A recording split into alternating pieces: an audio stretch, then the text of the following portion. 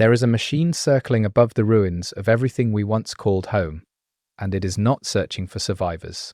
It is searching for fuel. Before I move forward, I'm counting on you to support my channel by clicking that tiny subscribe button so that we can spread these amazing videos to folks like you around the world. Thank you. I want to be upfront about something before we dive in. I made this video because the Firefly kept coming up in conversations I was having with other people who play ARC Raiders, and nobody seemed to have a clear picture of what it actually is beyond just the fire drone. I thought that was worth fixing. When I was putting this together, I made a deliberate choice to lead with the Firefly's design and purpose before getting into combat encounters, because I think understanding what the machine is built for changes how terrifying it actually feels when you see one in the sky. I also leaned into community observations more than usual here, because some of the most interesting details about the Firefly come from players paying very close attention to things the game does not spell out. That felt like the right call. Now let's get into it. Chapter 1. The Sky That Stopped Being Safe. To understand what the Firefly is, you first have to understand what the world of ARC Raiders looks like on any given day. This is not a world that ended cleanly. There was no single moment where everything stopped and the lights went out. Instead, what the lore of ARC Raiders points toward is something more drawn out, more relentless. The Ark did not arrive and immediately destroy everything. They came, they established dominance in the air and in certain corridors of territory, and then they began doing something that looks a lot less like warfare and a lot more like maintenance. The surface of the Earth, at least in the regions Raiders operate in, has become something the Ark appears to manage rather than simply destroy. That distinction matters when you're trying to figure out what the Firefly is for. The Raiders themselves exist in a kind of underground resistance. Not resistance in the ideological sense, though. That flavor is certainly present in the way they talk and operate. More literally, they live beneath the surface, in tunnels and bunkers and repurposed infrastructure, and they come up to scavenge. Every run a Raider takes into the surface world is a calculated risk. The Ark is up there. The Ark has machines up there, and those machines are not passive. They patrol, they respond, they prioritize threats. The Firefly fits into that system in a very specific way, and once you see where it sits in the hierarchy of ARC units, its behavior starts to make a lot more sense. One possible reading of the Ark's overall strategy, based on what the game's lore fragments suggest, is that they are not trying to exterminate humanity as a primary goal. If that were the primary goal, the approach would look different. What the Ark seems to be doing, based on how their units behave and how they are deployed, is something more like territorial enforcement. They want the surface, they use it for something, or they are in the process of transforming it into something, and human presence on that surface is an obstacle to that process. That reframe is important because it changes how you read every single ARC unit, including the Firefly. It is not a weapon of war in the traditional sense. It is closer to a pest control device. Calling the Firefly a pest control device sounds dismissive until you sit with it for a moment, because from the Ark's apparent perspective, that is exactly what Raiders are. Pests. Small, organic, largely ineffective against the larger machinery of ARC operations, but persistent, annoying, capable of disrupting processes if left unchecked. And the Firefly, with its flamethrower and its hovering patrol pattern, is designed with that exact threat model in mind. It is not built to fight an army. It is built to clear an area. There is a coldness to that purpose that sits differently than if the machine were simply programmed to destroy. The setting where Raiders operate has been through a lot before the Firefly ever shows up in the sky above them. The infrastructure of the old world is crumbling in very specific ways that suggest the Ark has been present for years, not months. Buildings do not collapse like that in a few months. Environmental changes visible in the game world point toward long-term alteration of conditions. Whatever the Ark is doing on the surface, they have been doing it long enough that the world has started to reshape itself around their presence. Into this already hostile and transformed landscape, the Firefly descends, and it descends from above, which is worth paying attention to. The verticality of the Firefly's threat is not accidental. Almost every other danger a Raider faces on the surface comes from the ground level or slightly above it. Humanoid ARC units, terrain hazards, environmental damage from ARC activity, other raiders in contested zones. The threat horizon for most experienced players is roughly eye level or lower. The Firefly breaks that completely. It comes from above, it operates from above, and it attacks from above. That single design choice creates a category of fear that most other ARC units simply do not produce. You learn to scan the skyline when the audio cues start. That is not something you do for a ground unit. Audio design in games like this is not accidental either. The sound of the Firefly before you see it is part of what makes it work as a threat. One possible interpretation of that design choice, from a lore perspective, is that the ARC is not trying to sneak up on you. The Firefly does not need to be subtle. It is powerful enough that announcing its presence does not meaningfully reduce its effectiveness. That tells you something about how the ARC thinks about raiders as a threat category. You are not dangerous enough to require a quiet approach. The Firefly's noise is almost contemptuous in that reading. The world of ARC raiders is one where information is scarce, and context is everything. Raiders piece together what happened, what is happening, and what the ARC actually is from fragments. Notes, recordings, environmental storytelling, the behavior of machines they encounter repeatedly. The Firefly is one of those machines that rewards attention. Players who have spent time studying its patrol routes, its response triggers, its apparent targeting priorities, have come away with a picture of something more deliberate than a simple fire-and-forget drone. There are choices built into the Firefly's behavior that suggest a designer, whether human or artificial, who understood something about how people move in open environments and built a countermeasure for that exact movement. Let's talk about the lore of the world itself a bit more, because the Firefly does not exist in isolation. The ARC Raiders setting, based on everything Embark Studios has put into the game and its surrounding materials, presents a near-future Earth, where the ARC arrived and fundamentally changed the terms of survival. The pre-ARC world was recognizable. Technology was advanced, but still human in scale. Cities, infrastructure, communication networks, all of that is present in the ruins raiders moved through. And then the ARC came, and all of that stopped being functional and started being salvage. The Firefly is part of the machine ecosystem that enforces that transition, that keeps the ruins in their current state by preventing any meaningful human reclamation of surface territory. It points towards something interesting, that the ARC would develop and deploy a unit specifically for area denial using fire. Fire is ancient. It is one of the oldest tools humans have used to claim territory, clear land, drive out animals. The ARC using fire, even through an advanced technological delivery system, feels almost like a message. Whether that message is intentional in any law-supported sense is unclear, but one possible reading is that the ARC adapts its methods based on what works. And fire works. Fire has always worked. Against humans in open terrain, with limited cover and limited mobility, fire is extraordinarily effective. The Firefly is the ARC's answer to a problem they have clearly studied. Raiders, for their part, are not naive. They have been surviving in this environment long enough to develop knowledge bases, community memory, strategies passed from veteran to newcomer. The Firefly is something that every experienced raider has an opinion on. Not always the same opinion, not always strategies that work the same way for different playstyles, but the machine is known. It has a reputation, and that reputation in itself tells you something about how long it has been operating in the zones raiders work. You do not build a community-wide awareness of a specific threat's weak points unless that threat has been present long enough for many people to die to it and for the survivors to compare notes.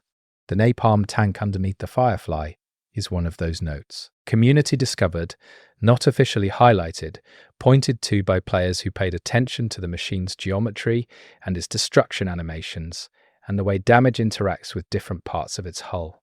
The napalm tank is a vulnerability, but it is not an obvious one. It requires you to look at the machine from below, from a position of disadvantage, while fire is potentially raining down on you. That is a deliberate design tension. The weakness exists, but accessing it requires nerve and positioning skill that not everyone can execute under pressure. The fire itself behaves in ways that are worth understanding if you want to survive the Firefly. It is not a cone weapon in the traditional sense. It does not project forward in a narrow stream. It comes down, vertical application of flame, from a hovering platform, over an area, This means the usual instincts for avoiding a flamethrower, moving to the side, getting behind the operator, are partially incorrect when applied to the Firefly. Getting behind it does not help you as much as it would against a ground-based flamethrower unit, because the fire falls rather than projects. You need to be out of the radius entirely, and that radius, while not unlimited, is wider than it feels when you are first encountering the unit. The hovering itself is an engineering choice that has lore implications. Hovering is energy intensive.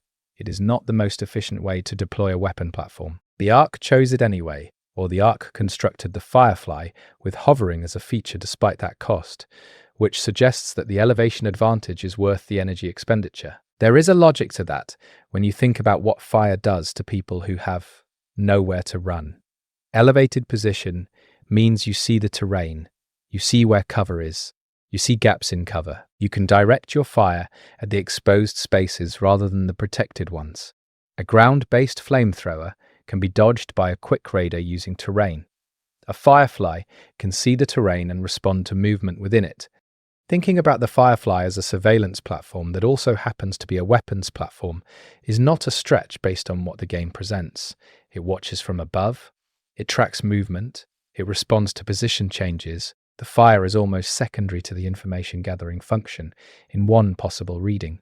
The fire is what makes it lethal, but the elevated patrol function is what makes it effective at finding targets in the first place. Strip out the flamethrower, and the Firefly would still be a significant intelligence asset for the ARC's surface operations. Add the flamethrower, and it becomes something raiders call a floating nightmare, which is Embark's own language and seems deliberately chosen. The phrase floating nightmare, coming from the developers, is doing a lot of work. Nightmare is not a neutral word. It implies something that operates outside of normal rules, something that you cannot simply outthink or outfight using standard approaches. A nightmare in the colloquial sense is a situation where your usual tools do not apply. The Firefly earns that label because it attacks a fundamental assumption raiders make about survival, which is that if you move fast and use cover effectively, you can manage most threats. The Firefly specifically targets that assumption and burns it. Cover culture in ARC Raiders is real. Players develop cover literacy over time. They learn which structures are solid, which angles are protected, which movement paths between covers are viable.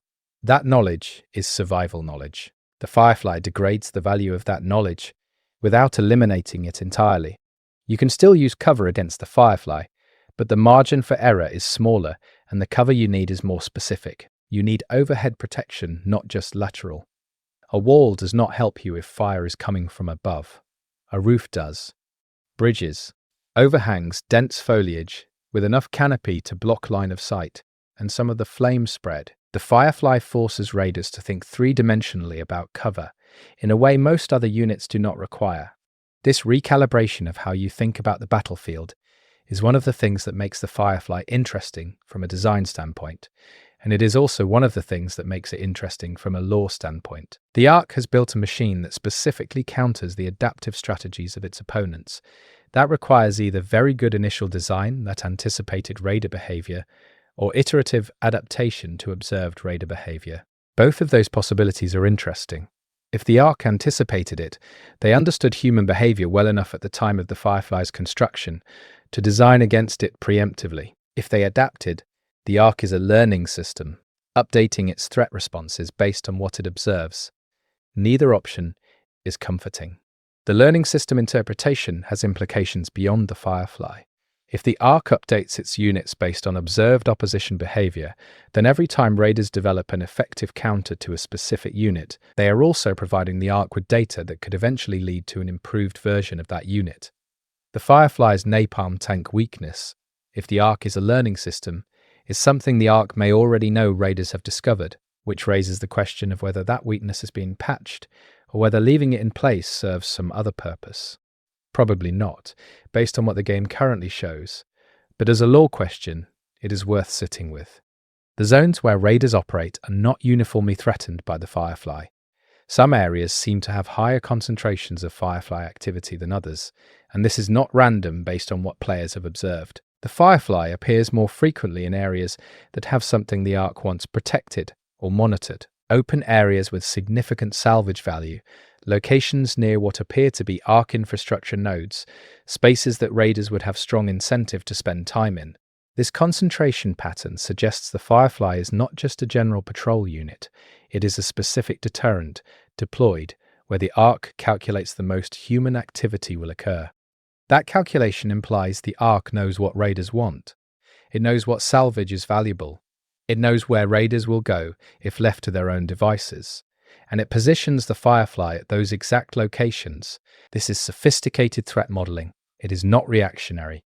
It is anticipatory. The ARC is predicting raider behavior and pre-deploying countermeasures accordingly. For a machine intelligence, if that is what the ARC is, this is not surprising. But it is worth making explicit because it changes how you think about every encounter with a Firefly. You are not stumbling into a machine that happens to be in the wrong place. You are walking into a machine that expected you. The emotional register of that realization is something players report feeling even without consciously processing it in those terms. There is a specific quality to the dread the Firefly produces that is different from other ARC units. Other units feel dangerous. The Firefly feels like being known, like something saw you coming before you arrived and lit the fire before you got there. Whether that is a deliberate design intention from Embark or an emergent quality of the machine's behavior, it produces a consistent effect on players. And in lore terms, that quality maps to the interpretation that the Firefly is not operating on reaction time. It is operating on prediction. The fire that the Firefly deploys is worth examining in more detail because napalm, or what functions as napalm in the game's context, is a specific choice. It is not an energy weapon. It is not a kinetic weapon.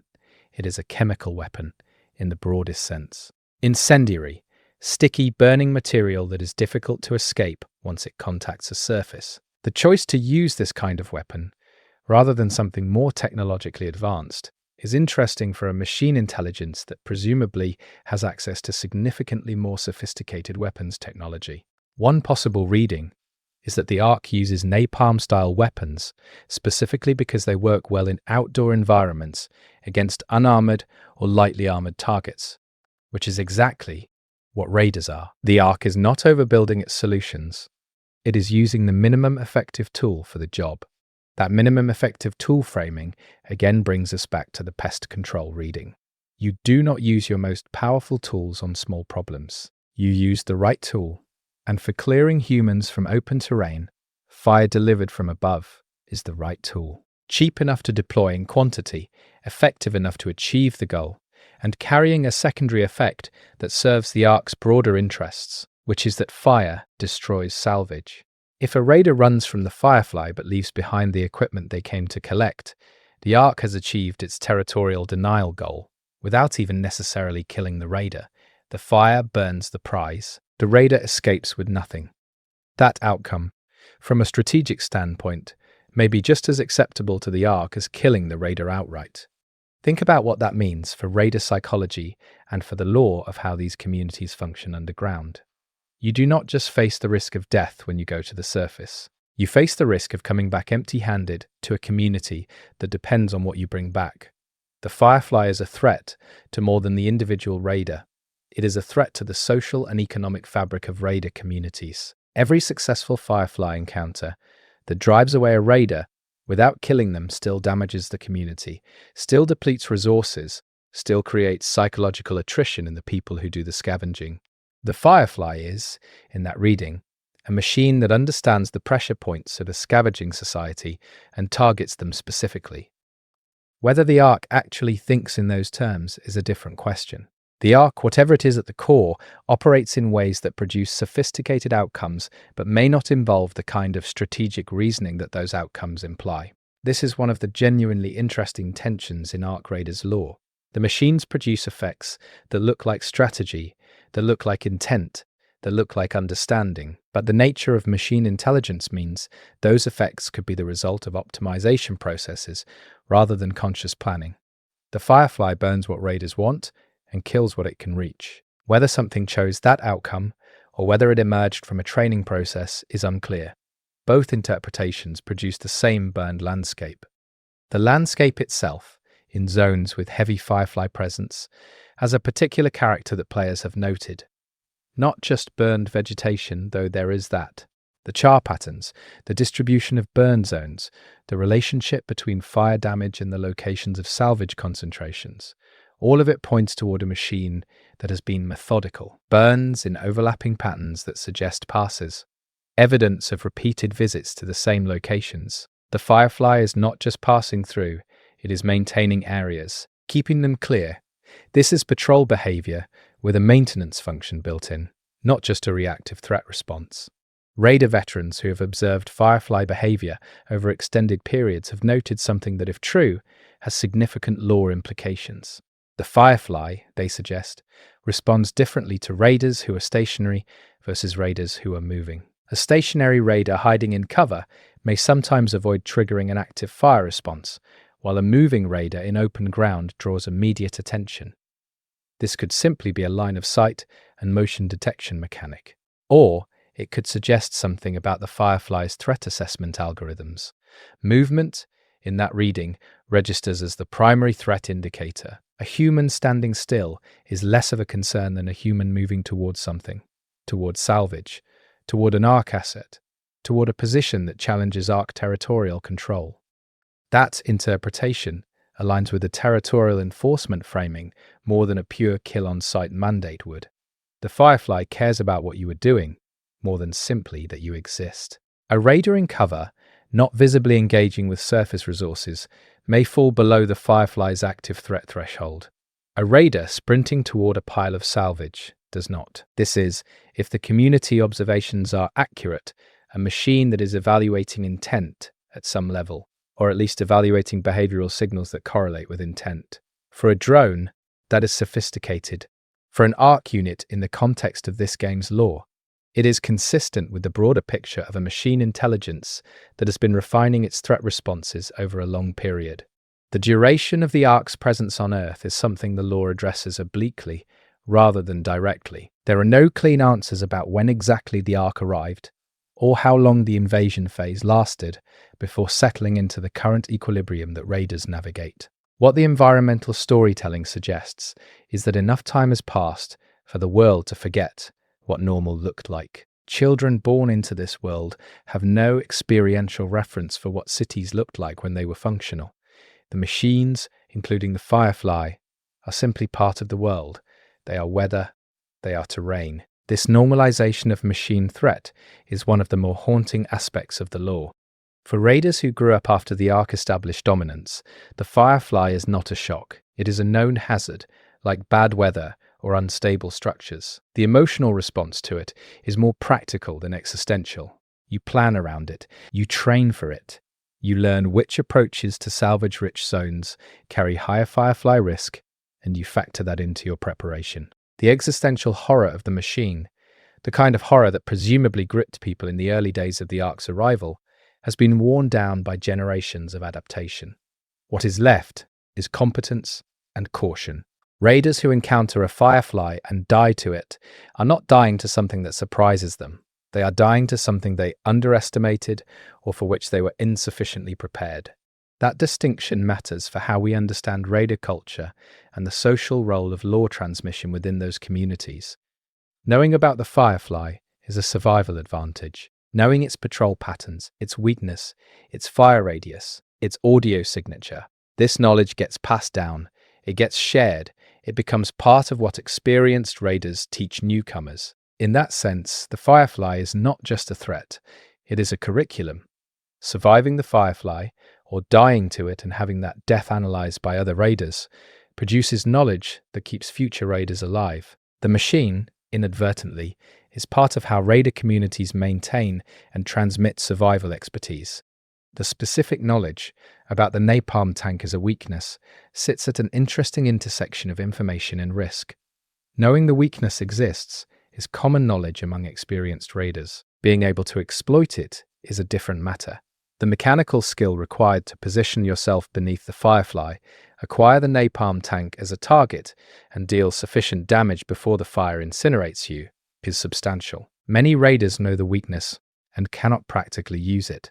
This creates a division within raider communities between those who know about the napalm tank theoretically and those who have actually used that knowledge to destroy a Firefly. The latter group has a specific kind of credibility that the former lacks.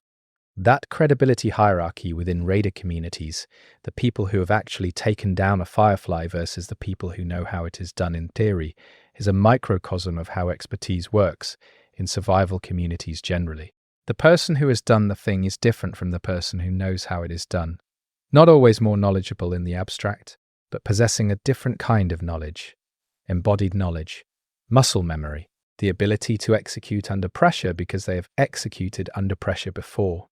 The Firefly, as one of the harder threats on the surface, serves as a kind of proving ground in that social structure. There is also the question of what it means to the Firefly when its napalm tank is destroyed. The resulting explosion is significant. It is not a quiet shutdown. The Firefly does not simply power down when enough damage is applied. It detonates. The napalm tank, hit with sufficient force, creates an explosion that can damage or destroy nearby raiders if they are not clear of the blast radius. Killing the Firefly requires not just reaching its weakness, but getting out of the way of what comes next. This is, in law terms, consistent with the idea that the ARC did not design its units to be captured or surrendered gracefully. When the Firefly loses, it takes something with it if it can. Whether that detonation is a designed feature or a consequence of the napalm tank's flammable contents being exposed to damage is an interesting question. One reading suggests it is designed that the ARC builds self-destruction into its units as a final deterrent. Another reading suggests it is simply physics, a tank full of highly flammable material exploding when structurally compromised. The game does not give you a clean answer on this. What it gives you is the outcome. And the outcome is that killing the Firefly the right way still requires you to earn your escape from the explosion. There is no comfortable kill. This makes the Firefly one of the few ARC units where victory itself requires continued discipline and execution. Most threats, once their primary attack is neutralized, become manageable. The Firefly remains dangerous in its final moment. That quality, the threat that cannot be comfortably finished, is part of what makes it memorable. Players who have destroyed their first Firefly often report it not feeling like a clean win. It feels like surviving something. The machine almost got you even in death. That emotional quality maps onto the lore reading of the Firefly as a unit designed to cost raiders something even when it fails. All of this, the design, the behavior, the weaknesses, the community knowledge it has generated, the lore implications of its operation, points toward the Firefly being one of the more fully realized ARC units in terms of what it communicates about its makers. It is not just dangerous, it is specific. It does a specific job in a specific way with specific costs and specific vulnerabilities. It is a machine that was built by something that had given thought to the problem it was solving. Understanding the Firefly means understanding something about the ARC, and understanding the ARC, even a small piece of it, is the thing that keeps raiders alive long enough to pass that understanding on. The sky in the world of ARC raiders is no longer empty. It has not been empty for a long time. The Firefly is part of what fills it, part of what makes looking up an act of threat assessment rather than an act of wonder. But even that transformation, even the conversion of the sky from something beautiful into something dangerous, is information.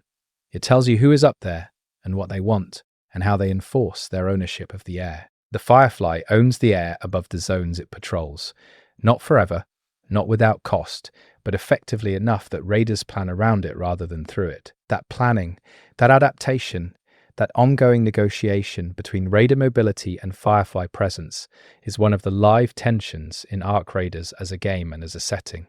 The Firefly is not a solved problem.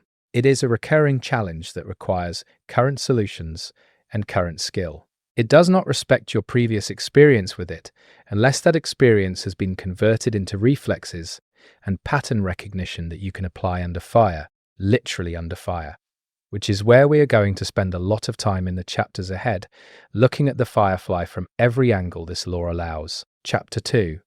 What the ARC built and why it burns. To understand the Firefly at a deeper level, you have to try to understand the ARC itself. And the ARC, in the lore of ARC Raiders, is not a simple thing to describe. It is not a conventional military force, with commanders and ranks and understandable motivations. It is not quite a mindless swarm either, because its behavior patterns are too deliberate for that framing. The ARC sits somewhere in between, and the best the game's lore offers is a series of impressions and fragments that point toward an entity that is organized, purposeful, and utterly alien in its relationship to the world it has invaded. The origins of the ARC are not fully disclosed in the game's lore as it currently exists. What is suggested is that the ARC came from somewhere beyond Earth, arrived with purpose rather than accident, and began a systematic process of claiming the surface world for whatever ends drove their arrival. The exact nature of those ends is deliberately obscured, and this is a consistent quality of ARC Raiders lore design. You do not get clean answers. You get behavior patterns and environmental evidence, and the testimony of survivors who understand what they saw in the terms available to them, which are incomplete. What the behavior patterns suggest across the full range of ARC units and ARC activities observable in the game is an entity engaged in large-scale transformation. The ARC is not just occupying Earth, it is doing something to Earth, changing it, converting it. The surface world in ARC Raiders does not look like a conquered planet that is simply being held. It looks like a planet that is in process. There are ARC structures that do not correspond to any obvious military or residential function. There are environmental changes that cannot be explained by simple resource extraction. Something is happening on the surface, and the ARC units, including the Firefly, are the means by which that process is protected from interference. That framing, the Firefly as a guardian of a process rather than a weapon of war, changes its lore function significantly. In a war, you build weapons to destroy the enemy. In a transformation process, you build security systems to keep interference away from the work. The Firefly is a security system. Its job is to keep humans away from whatever the ARC is doing, to maintain clear zones around ARC activities, to eliminate or drive away organic presences that would otherwise disrupt ongoing processes. The flamethrower is not about causing maximum casualties among human populations. It is about maintaining operational conditions for ARC surface activities. This reframing also explains the specific choice of an aerial platform. Ground security can be bypassed or overwhelmed with sufficient effort and coordination. An aerial platform is harder to flank. It has a wider field of surveillance. It can respond to threats at the edges of a protected area before those threats reach the interior. It is fundamentally better suited to perimeter enforcement than a ground unit. The Firefly circles because it is maintaining a perimeter. The fire is what it uses to enforce that perimeter. Everything about its design makes sense once you place it in the context of perimeter security rather than active combat. The specific technology the ARC uses for the Firefly is worth examining against the backdrop of the ARC's overall technological profile. The ARC has access to technology that is significantly beyond what humanity had developed before the arrival. Some of the ARC's units demonstrate capabilities that have no clear analogue in pre-ARC human technology. And then there is the Firefly, which uses fire, napalm-equivalent incendiary material, applied via a flamethrower, delivered from a hovering platform. The hovering platform is sophisticated. The fire is ancient. This combination is interesting. One possible reading is that the ARC conducted an analysis of what would be maximally effective against the specific threat profile of raiders, which is to say against humans operating in outdoor environments with limited protection and moderate mobility, and concluded that fire was the optimal weapon for that scenario. Not plasma, not kinetic impact, not directed energy. Fire. Because fire spreads. Fire is difficult to resist with light armor. Fire destroys salvage. Fire produces psychological effects that continue long after a single encounter, and fire works in every weather condition the surface zones present. The ARC may have massive technological advantages, but it is not using those advantages here because it does not need to. Fire is enough. There is also a reading that is somewhat darker, which is that the ARC's use of fire on the surface is not purely functional, that it carries a quality of statement. You are not welcome here. This land burns now. We do not do this to you because you are a serious threat.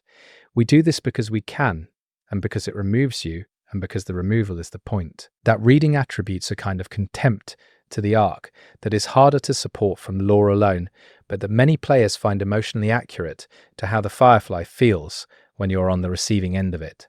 The construction of the Firefly as a physical object is something the game lets you examine briefly when one is destroyed or when you are close to one during a mission. What the visual design communicates before the narrative kicks in is a machine that is purpose-built to a high standard.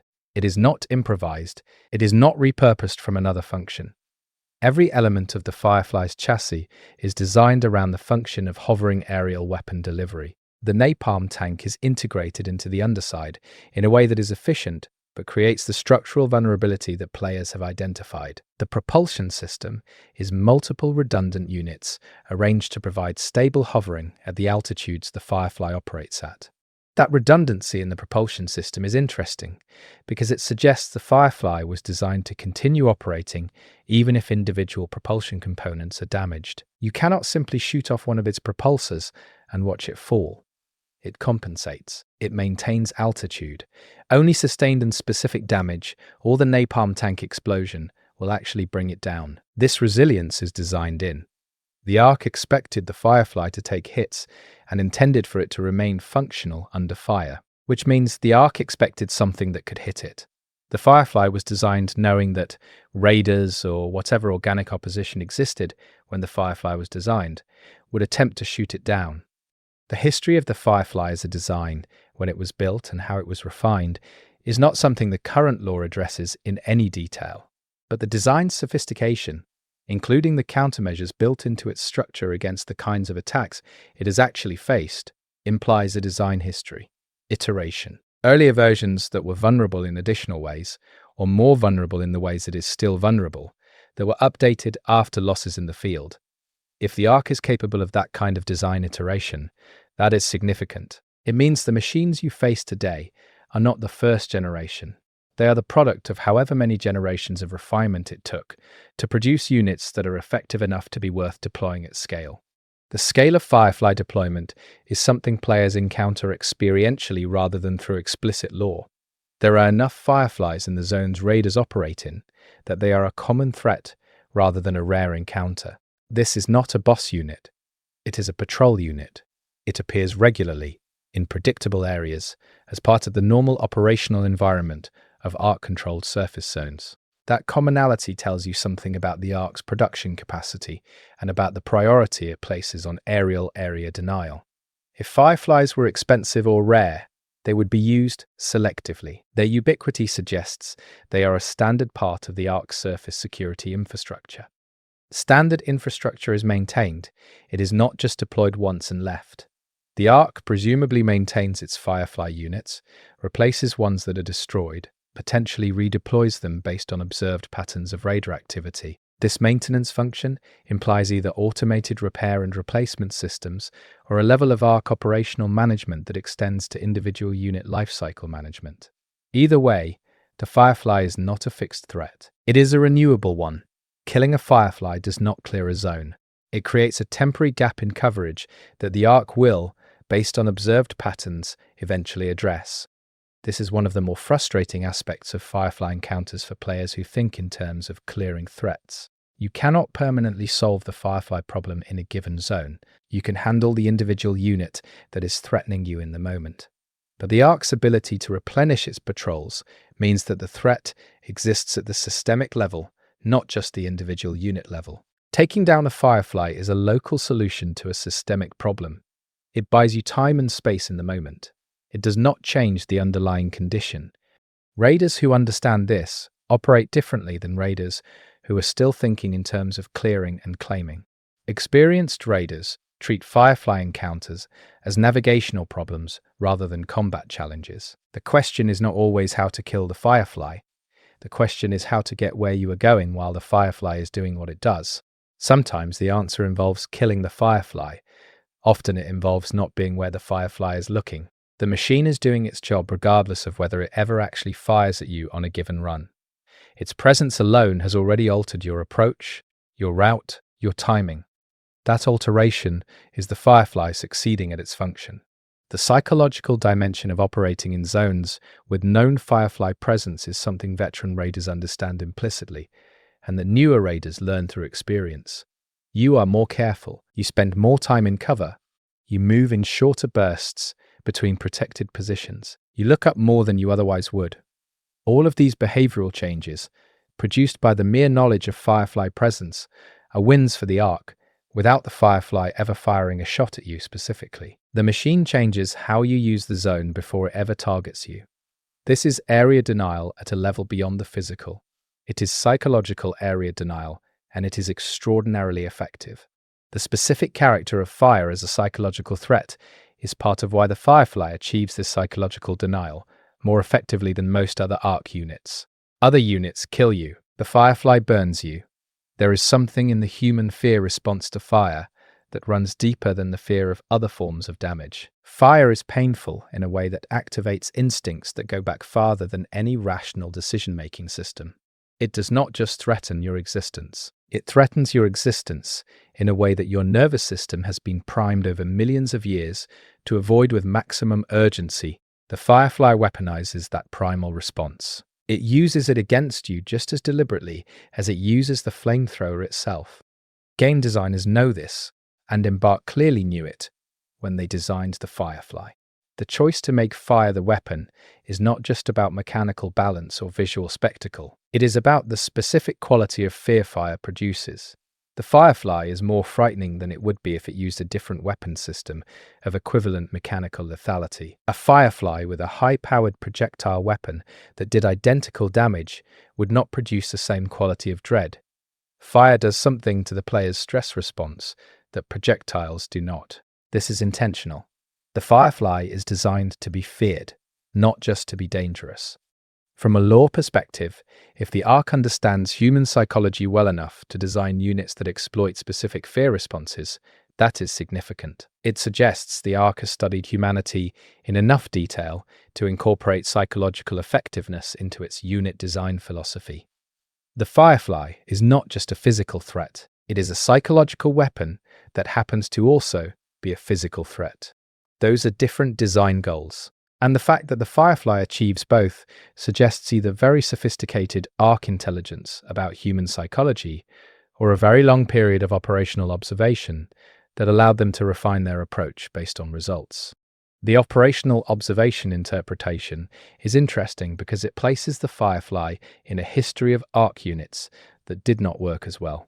Before the Firefly achieved its current design and deployment parameters, there were presumably other approaches to the problem of clearing humans from ARC-controlled zones.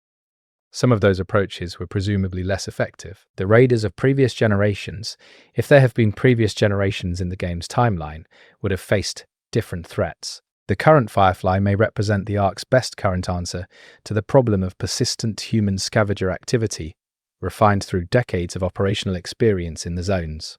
If there are older raiders alive who remember a time before the Firefly in its current form, their testimony would be valuable. The game hints at intergenerational knowledge transfer within raider communities, and it is possible that some of the lore fragments, some of the notes and recordings raiders find in the field, contain accounts of earlier ARC unit configurations that were replaced or supplemented by the Firefly. The absence of that detailed history in the current lore is itself interesting. Either the records did not survive, or the raiders who would have kept those records did not survive, or the information exists somewhere in the lore that has not yet been fully explored. The information that does exist about the Firefly comes primarily from current operational experience rather than historical documentation. This is consistent with a world in which information preservation is difficult, and in which the most reliable knowledge is the knowledge you have tested personally. Raiders trust what they have seen. They trust the accounts of other raiders they have worked with or whose reputations they know. They are appropriately skeptical of information from unknown sources. The Firefly's behavioral profile, as understood by the raider community, is built from accumulated direct experience. It is reliable in the ways that empirical observation is reliable, and limited in the ways that empirical observation without theoretical framework is limited. The theoretical framework for understanding the Firefly, the one that this video is attempting to provide, is not something raiders in the game's world necessarily have access to.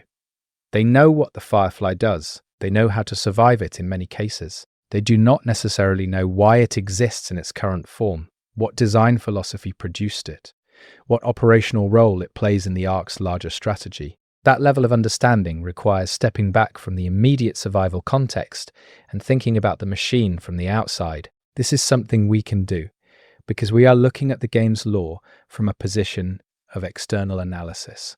It is not something a raider crouching under a burning overhang while a firefly makes another pass has the luxury of doing. The luxury of analysis is something this video tries to provide, not because it gives you a tactical edge, though some of what we are covering does have tactical implications, but because understanding why the firefly is the way it is makes it more interesting than it would be if it were just another threat to manage. The Firefly is a statement about the ARC. It is a design document.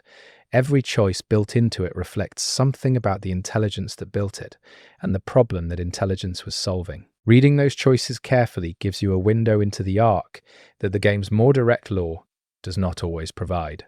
That window is part of what makes ARC Raiders lore genuinely interesting to dig into. The game does not give you a manual for the ARC. It gives you behavior and design and environment, and lets you construct your own understanding from those materials. The Firefly is one of the clearest examples of that approach. It is telling you something about its makers, with every pass, every jet of flame, every hovering arc across the sky above the ruins. You just have to know how to read it. Reading it is what the rest of this video is about. The Firefly's story does not begin and end with its flamethrower. It extends back into the history of the ARC's approach to surface control and forward into the ongoing adaptation of raiders to the threats that define their world. Both directions of that story are worth following. Both of them illuminate something about what is at stake in the world of ARC raiders and why the machines that fill that world are more than just obstacles. They are the main characters of the world, even when the game frames the raiders as the protagonists, because the machines were there first, and they will be there after whatever this particular group of raiders does or does not accomplish. The ARC does not need the Firefly to win. It has already won in the most fundamental sense. The surface is theirs. The raiders are underground. The reversal of that situation, if it ever comes, will not come from any single successful mission or any single destroyed Firefly. It will come from accumulated knowledge, accumulated capability, accumulated understanding of what the ARC actually is and what it actually wants. The Firefly is one piece of that understanding, a particularly hot and loud and dangerous piece, but a piece nonetheless. And understanding pieces is how you eventually understand the whole. The whole, in this case, is the ARC, an entity that has reshaped a planet, deployed a machine ecosystem to control its surface, and left humanity with the option of adaptation or extinction. The raiders chose adaptation, and understanding what they are adapting to, unit by unit, behavior by behavior, design decision by design decision, is the intellectual project that makes ARC Raiders lore worth spending time with.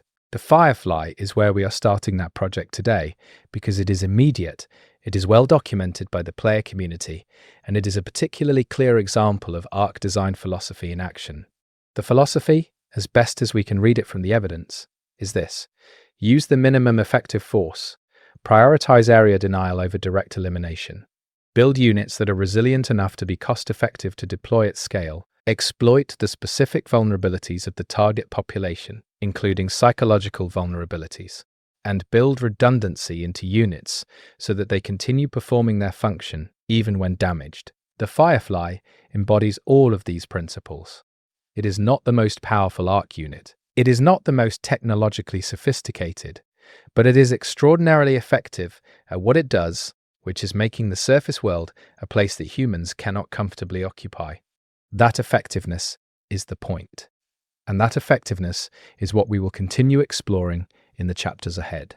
Chapter 3: Fire from Above. Anatomy of a Machine. When you first see the Firefly before you know what it does, there is a moment of visual confusion. It does not look like most of what you have seen from the ARC. Many ARC units have an aggressive geometry, a forward lean to their design that communicates threat. The Firefly hovers. It does not lean. It orbits. It circles. There is something almost patient about its movement before the fire starts, and patience is not what you usually associate with something that is about to light everything in a 30-meter radius on fire. That visual mismatch between the machine's demeanor and its function is one of the more unsettling things about it. The physical structure of the Firefly, examined in the moments when it is close or destroyed, is a study in compressed purpose. The chassis is not large. It is not the biggest thing in the ARC's aerial arsenal by any measure, but it packs into its relatively compact form everything it needs to do its job at maximum efficiency: the propulsion array, the flamethrower assembly, the fuel tank, the sensor suite that handles target identification and tracking, the communication systems that presumably keep it integrated with the broader ARC operational network. All of it compressed into a form that can hover at operational altitude for extended periods without significant maintenance requirements. The propulsion array is one of the first things you notice once you start looking at the Firefly in structural terms. It is not a single rotor system or a single jet. It is multiple units arranged to provide redundant lift. The arrangement gives the Firefly stability in variable wind conditions, which the surface environments in ARC radars certainly present. It also gives the machine the ability to adjust its flight profile dynamically, to lean and angle itself to direct fire more precisely without losing altitude or stability. This is more sophisticated than a simple hover drone. The propulsion is designed for controlled, precise, dynamic flight at low altitude in environmental conditions that are not always predictable. Low altitude is key to understanding the Firefly's operational design. It does not fly high. It flies at an altitude that is above most surface obstacles, enough to have a clear view of the terrain below, but low enough that its weapons are effective at the range they operate at. Flamethrowers have a limited effective range. The Firefly's operating altitude is calibrated to put it within that range of targets on the ground, while still giving it the elevation advantage that makes it difficult to engage from most ground positions. This altitude window is not accidental. It is the product of whatever design process produced the Firefly, a calculated optimal position for maximum effectiveness of the specific weapon system it carries. The flamethrower assembly itself is mounted on the underside of the Firefly's chassis, directed downward. This is a critical design choice because it determines everything about how the weapon works in practice. A downward-facing flamethrower does not project fire in a horizontal arc the way a ground-based flamethrower does. It drops fire. Gravity is part of the weapon system. The napalm equivalent material leaves the nozzle moving downward, spreads outward somewhat as it falls due to the physics of burning material in air, and lands in a pattern below the Firefly that is roughly circular with the Firefly at the center. This means the effective kill zone below the Firefly is not a line of fire, it is a circle of fire. That circular distribution pattern is one of the things that makes the Firefly harder to dodge than its relatively slow movement might suggest. If it were projecting fire in one direction, you could move to the side. The circle means you need to be outside the circle entirely, which requires knowing where the circle's edge is and being able to reach it before the fire reaches you. Under stress, with fire already landing around you, estimating the edge of a circular fire zone is not easy. Your instinct is to run in whatever direction feels like a way. That direction is not always out of the circle. Sometimes it is across the circle, which is worse than staying put and finding cover overhead.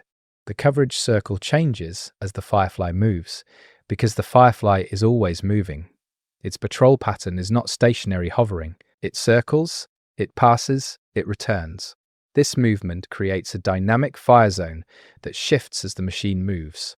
Learning the Firefly's movement pattern, which is the key skill for surviving encounters with it at a high level, is essentially learning to predict where the fire circle will be in the next few seconds based on the machine's current trajectory. This is a skill that develops over repeated encounters. The first time you face a Firefly, you are reacting. After many encounters, you are predicting. The difference between those two modes is usually the difference between survival and death. The sensor suite on the Firefly, while not explicitly detailed in the law, can be partially inferred from its behavior. The machine detects movement. It detects heat signatures, almost certainly, given that it is operating in environments where thermal detection would be the most reliable identification method for organic targets. It may detect sound, though this is less well supported by player observation. What it clearly does not do is see through solid overhead cover. based on the observation that raiders sheltering under sufficient roof cover are not immediately targeted. The sensors have a field of view that can be blocked by physical obstacles. This is the exploit that experienced raiders use to survive Firefly encounters without engaging the machine at all. The communication systems are the least documented aspect of the Firefly, but potentially the most important for understanding it in a strategic context. If the Firefly is communicating its patrol data back to a larger ARC network, then every run you take into a Firefly patrolled zone is producing data that the ARC receives. Your movement patterns, your cover choices, your response to fire, your positioning relative to salvage concentrations. All of that, if the Firefly is reporting, is going into some larger ARC intelligence picture. Whether that intelligence picture is used to update Firefly behavior, to deploy additional units, to mark specific areas for increased attention, is not something the law directly addresses, but the possibility is consistent with what we know about the ARC's broader intelligence architecture. The intelligence architecture of the ARC, across all of its units, appears to be networked. Units respond in ways that suggest they share information about threat locations and behaviors. A raider who triggers a response from one ARC unit may find that nearby units become more alert, even if those units have not directly detected the raider. This network effect suggests the ARC's units are not operating as independent agents, but as nodes in a larger surveillance and response system. The Firefly, as an aerial unit with a wide field of view, would be a natural hub in such a network. Its position and elevation make it ideal for passing location data to ground units and for receiving targeting support from the broader network. This networked quality changes the tactical calculus around Firefly encounters significantly.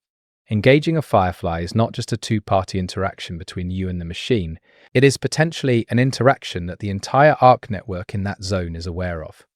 Firing at the Firefly announces your presence and position to every networked unit in range. This is why many experienced raiders choose avoidance over engagement whenever possible.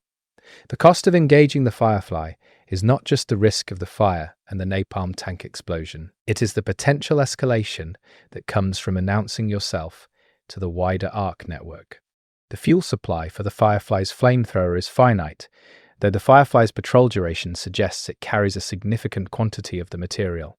Watching a Firefly's fire output over an extended patrol period reveals something interesting. The fire does not burn continuously at maximum output throughout the entire patrol. There are variations in intensity and duration that suggest the Firefly is managing its fuel supply, deploying fire in response to detected threats or suspected target areas, rather than burning continuously. This rationing behavior, if that is what it is another indicator of sophisticated operational programming. The machine is not simply releasing fuel until it runs out. It is making decisions about when to burn and when to hold back. Those decisions correlate, based on player observation, with the Firefly's sensor detections. When the machine detects movement or heat signatures consistent with organic targets, fire output increases. In areas where no targets are present, the Firefly patrols without firing. This conservation behavior extends the machine's effective patrol duration and means that a zone with good cover that raiders use effectively may see less fire overall than a zone where raiders are moving in the open. The Firefly burns more when it has more to burn at. This is efficient fire management, and it is one more piece of evidence that the machine is operating with more intelligence than a simple fire on a schedule system. The effective range of the Firefly sensors is something raiders work to understand, precisely because it defines the safety margin in any approach to a Firefly patrolled area. Stay outside sensor range and you avoid triggering a response. Stay inside it, without cover, and you trigger fire. The exact sensor range varies somewhat based on environmental conditions, line of sight obstruction, and what appears to be a probability threshold in the Firefly's targeting system. Partial detections, cases where the sensor picks up some signal but not a clear target profile, may result in the Firefly moving to investigate rather than immediately opening fire. Full detections result in immediate fire response. The investigation behavior is something that catches new raiders off guard. When the Firefly starts moving toward your position without immediately firing, it does not mean you are safe. It means the machine has partial information and is moving to complete its target profile. If you remain visible during that approach, it will complete the profile and fire. If you reach cover before it can complete the profile, you may avoid triggering a full response. This is a brief window, measured in seconds, and it requires both recognizing the investigation mode and having cover available to reach within that window. Experienced raiders have learned to read the Firefly's movement state as part of their survival skill set. Reading the Firefly's movement state and the machine's overall behavioral tells is the skill that separates survivable encounters from fatal ones. The visual and audio cues that precede a fire response, the slight acceleration in the Firefly's patrol movement, the change in the sound of its propulsion system as it acquires a target, the angle adjustment of its chassis that precedes fire output. These cues exist and are learnable.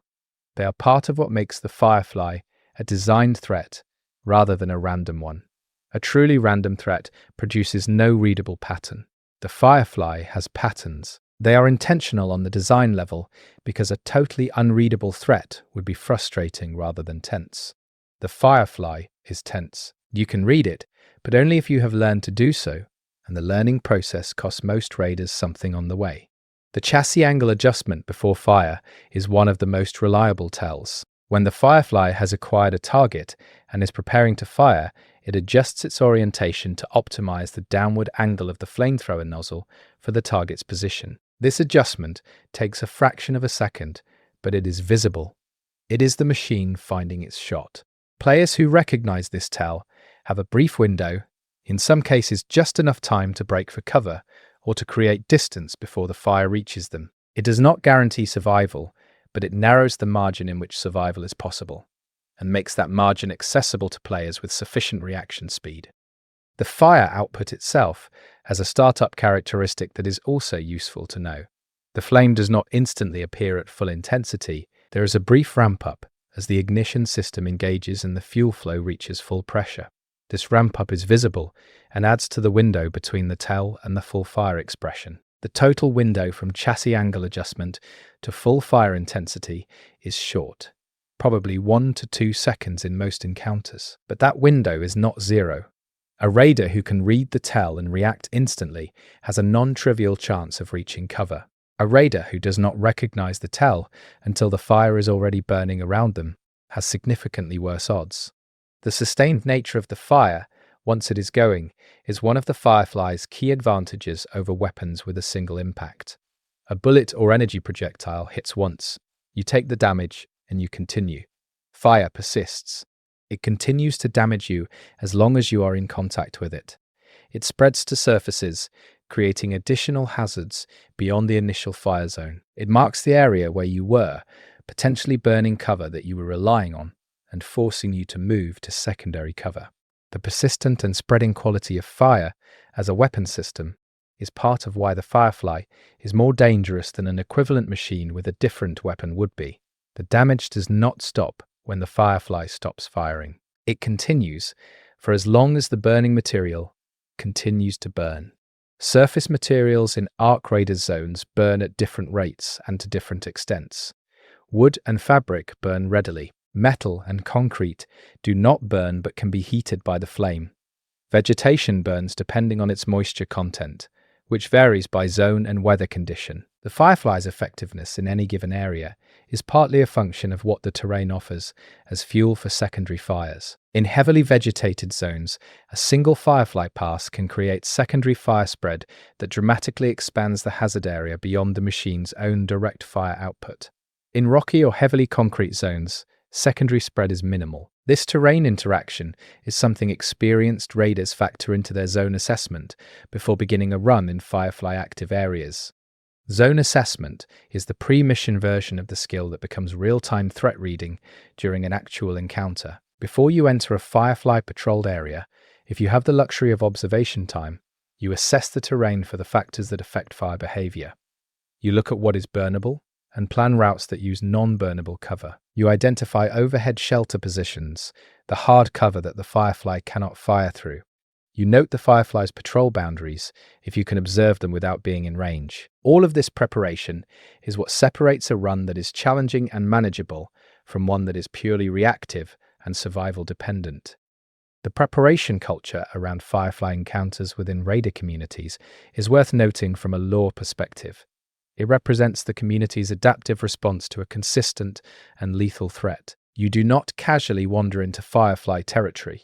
You plan, you prepare, you share information with others who are going to similar zones. The Firefly has, in a very real sense, made raider communities more organized and more collaborative than they might otherwise be.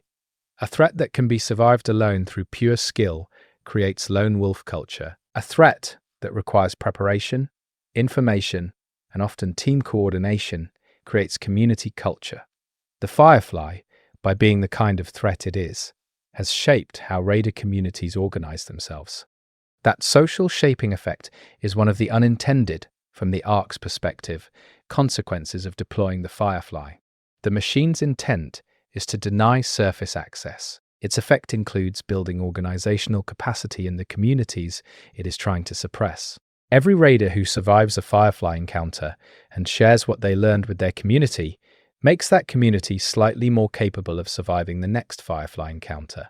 The machine is generating, through its lethality and consistency, the conditions for its own eventual effective countering by the communities it targets. This is the kind of paradox that makes ARC Raiders lore genuinely interesting.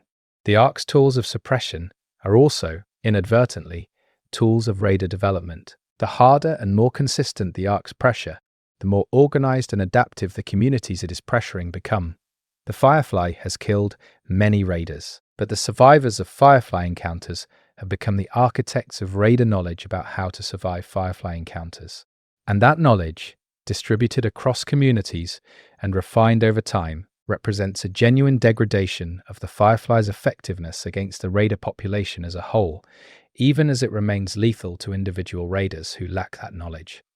The individual versus population dynamic is something the ARC may or may not account for in its threat modeling. If the ARC is modeling individual raider threat levels, the Firefly looks very effective. Individual raiders die to it regularly. If the ARC is modeling population-level adaptive capacity, the picture is more complicated. The Firefly is producing a population of raiders who are more knowledgeable about aerial threats, more organized in their information sharing, and more specifically skilled in the counters to the Firefly's specific tactical profile. Whether that population-level outcome matters to the ARC depends on how the ARC thinks about its objectives, and that is a question the lore has not yet fully answered. What is clear from the current lore is that the Firefly remains a deployed and active threat despite the raider community's accumulated knowledge about it. The ARC has not pulled the Firefly from service because raiders have learned its weaknesses. Either the ARC does not evaluate the situation in those terms, or it has evaluated the situation and concluded that the Firefly remains effective enough to be worth continuing to deploy despite the growing community knowledge base. Or, and this is a more interesting possibility, the ARC is waiting for raiders to get comfortable with the version of the Firefly they think they understand before introducing a new version with different parameters. That possibility is not supported by current lore, but it is consistent with the behavior pattern of a learning machine intelligence. The version of the Firefly that raiders currently know is the version we are analyzing in this video. It is a specific configuration with specific capabilities and a specific weakness. It is the product of whatever design history produced it, operating in its current state, representing the ARC's current answer to the problem of raider presence in ARC-controlled surface zones. Understanding this version completely is the project we are undertaking. Because even if a future version differs in ways we cannot yet anticipate, the principles underlying this version reveal something about how the ARC thinks, and that thinking is what raiders ultimately need to understand if they are going to make meaningful progress against the machines that own their sky. The sky that the Firefly owns is not empty of significance. The air above the ruins is not just a transit medium for ARC units. It is a domain of control, a dimension of the territorial claim the ARC has established over the surface world. The Firefly is one of the machines that enforces that claim, that makes the air above radar-accessible zones a hostile environment for anything biological. Understanding the Firefly is one piece of understanding what it would take to challenge that claim, to make the sky something other than a threat. That is a long project, but it starts with knowing what you are up against. Chapter 4. the first encounter, and what it teaches. The first time a raider encounters the Firefly in the field, the experience is almost always the same in its broad strokes, even though the details vary depending on the zone and the circumstances. You hear it before you see it. There is a sound that precedes the Firefly's visual appearance in your field of view, a particular combination of propulsion noise and the ambient sound of the machine's systems operating at patrol speed that experienced raiders recognize instantly and that new raiders often do not register as distinct until it is too late. The sound is not subtle. It is not trying to be subtle, but it sits in a frequency range and at a volume level that can be masked by other environmental sounds, and in zones with a lot of ambient noise, it arrives later in your awareness than it should. The moment you see the Firefly for the first time, there is a processing delay. Your brain is trying to categorize what it is looking at, fitting the visual information into existing threat models, and the Firefly does not fit neatly into any of those models. It is aerial, but not moving like most aerial threats you have internalized. It is armed, but not visually threatening in the forward-facing aggressive way most armed units present. It circles, and the circling motion is disorienting in terms of assessing its trajectory and therefore its relationship to your current position. All of this processing takes time, and in the context of a Firefly encounter, time is the thing you have least of. The first fire response from the Firefly, when it comes, is the thing that snaps new raiders out of the processing delay and into emergency mode. There is nothing subtle about the Firefly's weapon output.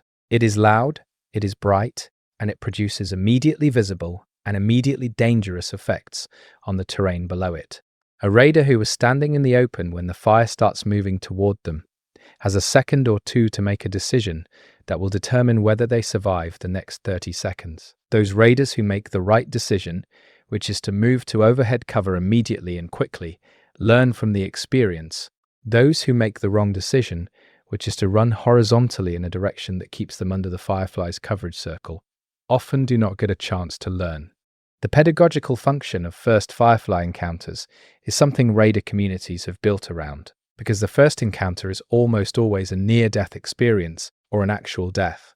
The information it produces is valuable for the community, even when it is costly for the individual. Raiders who return from a zone after their first Firefly encounter bring information about where the encounter happened, how the fire behaved, what survived and what did not, which directions produced cover and which did not. This debrief culture around high lethality encounters is part of how raider communities maintain their knowledge base in a world without reliable written records or training programs. The written records that do exist about Firefly encounters tend to be practical rather than analytical. Notes left in accessible locations warning other raiders about Firefly presence in a zone. Scratched indicators on surfaces marking overhead cover locations.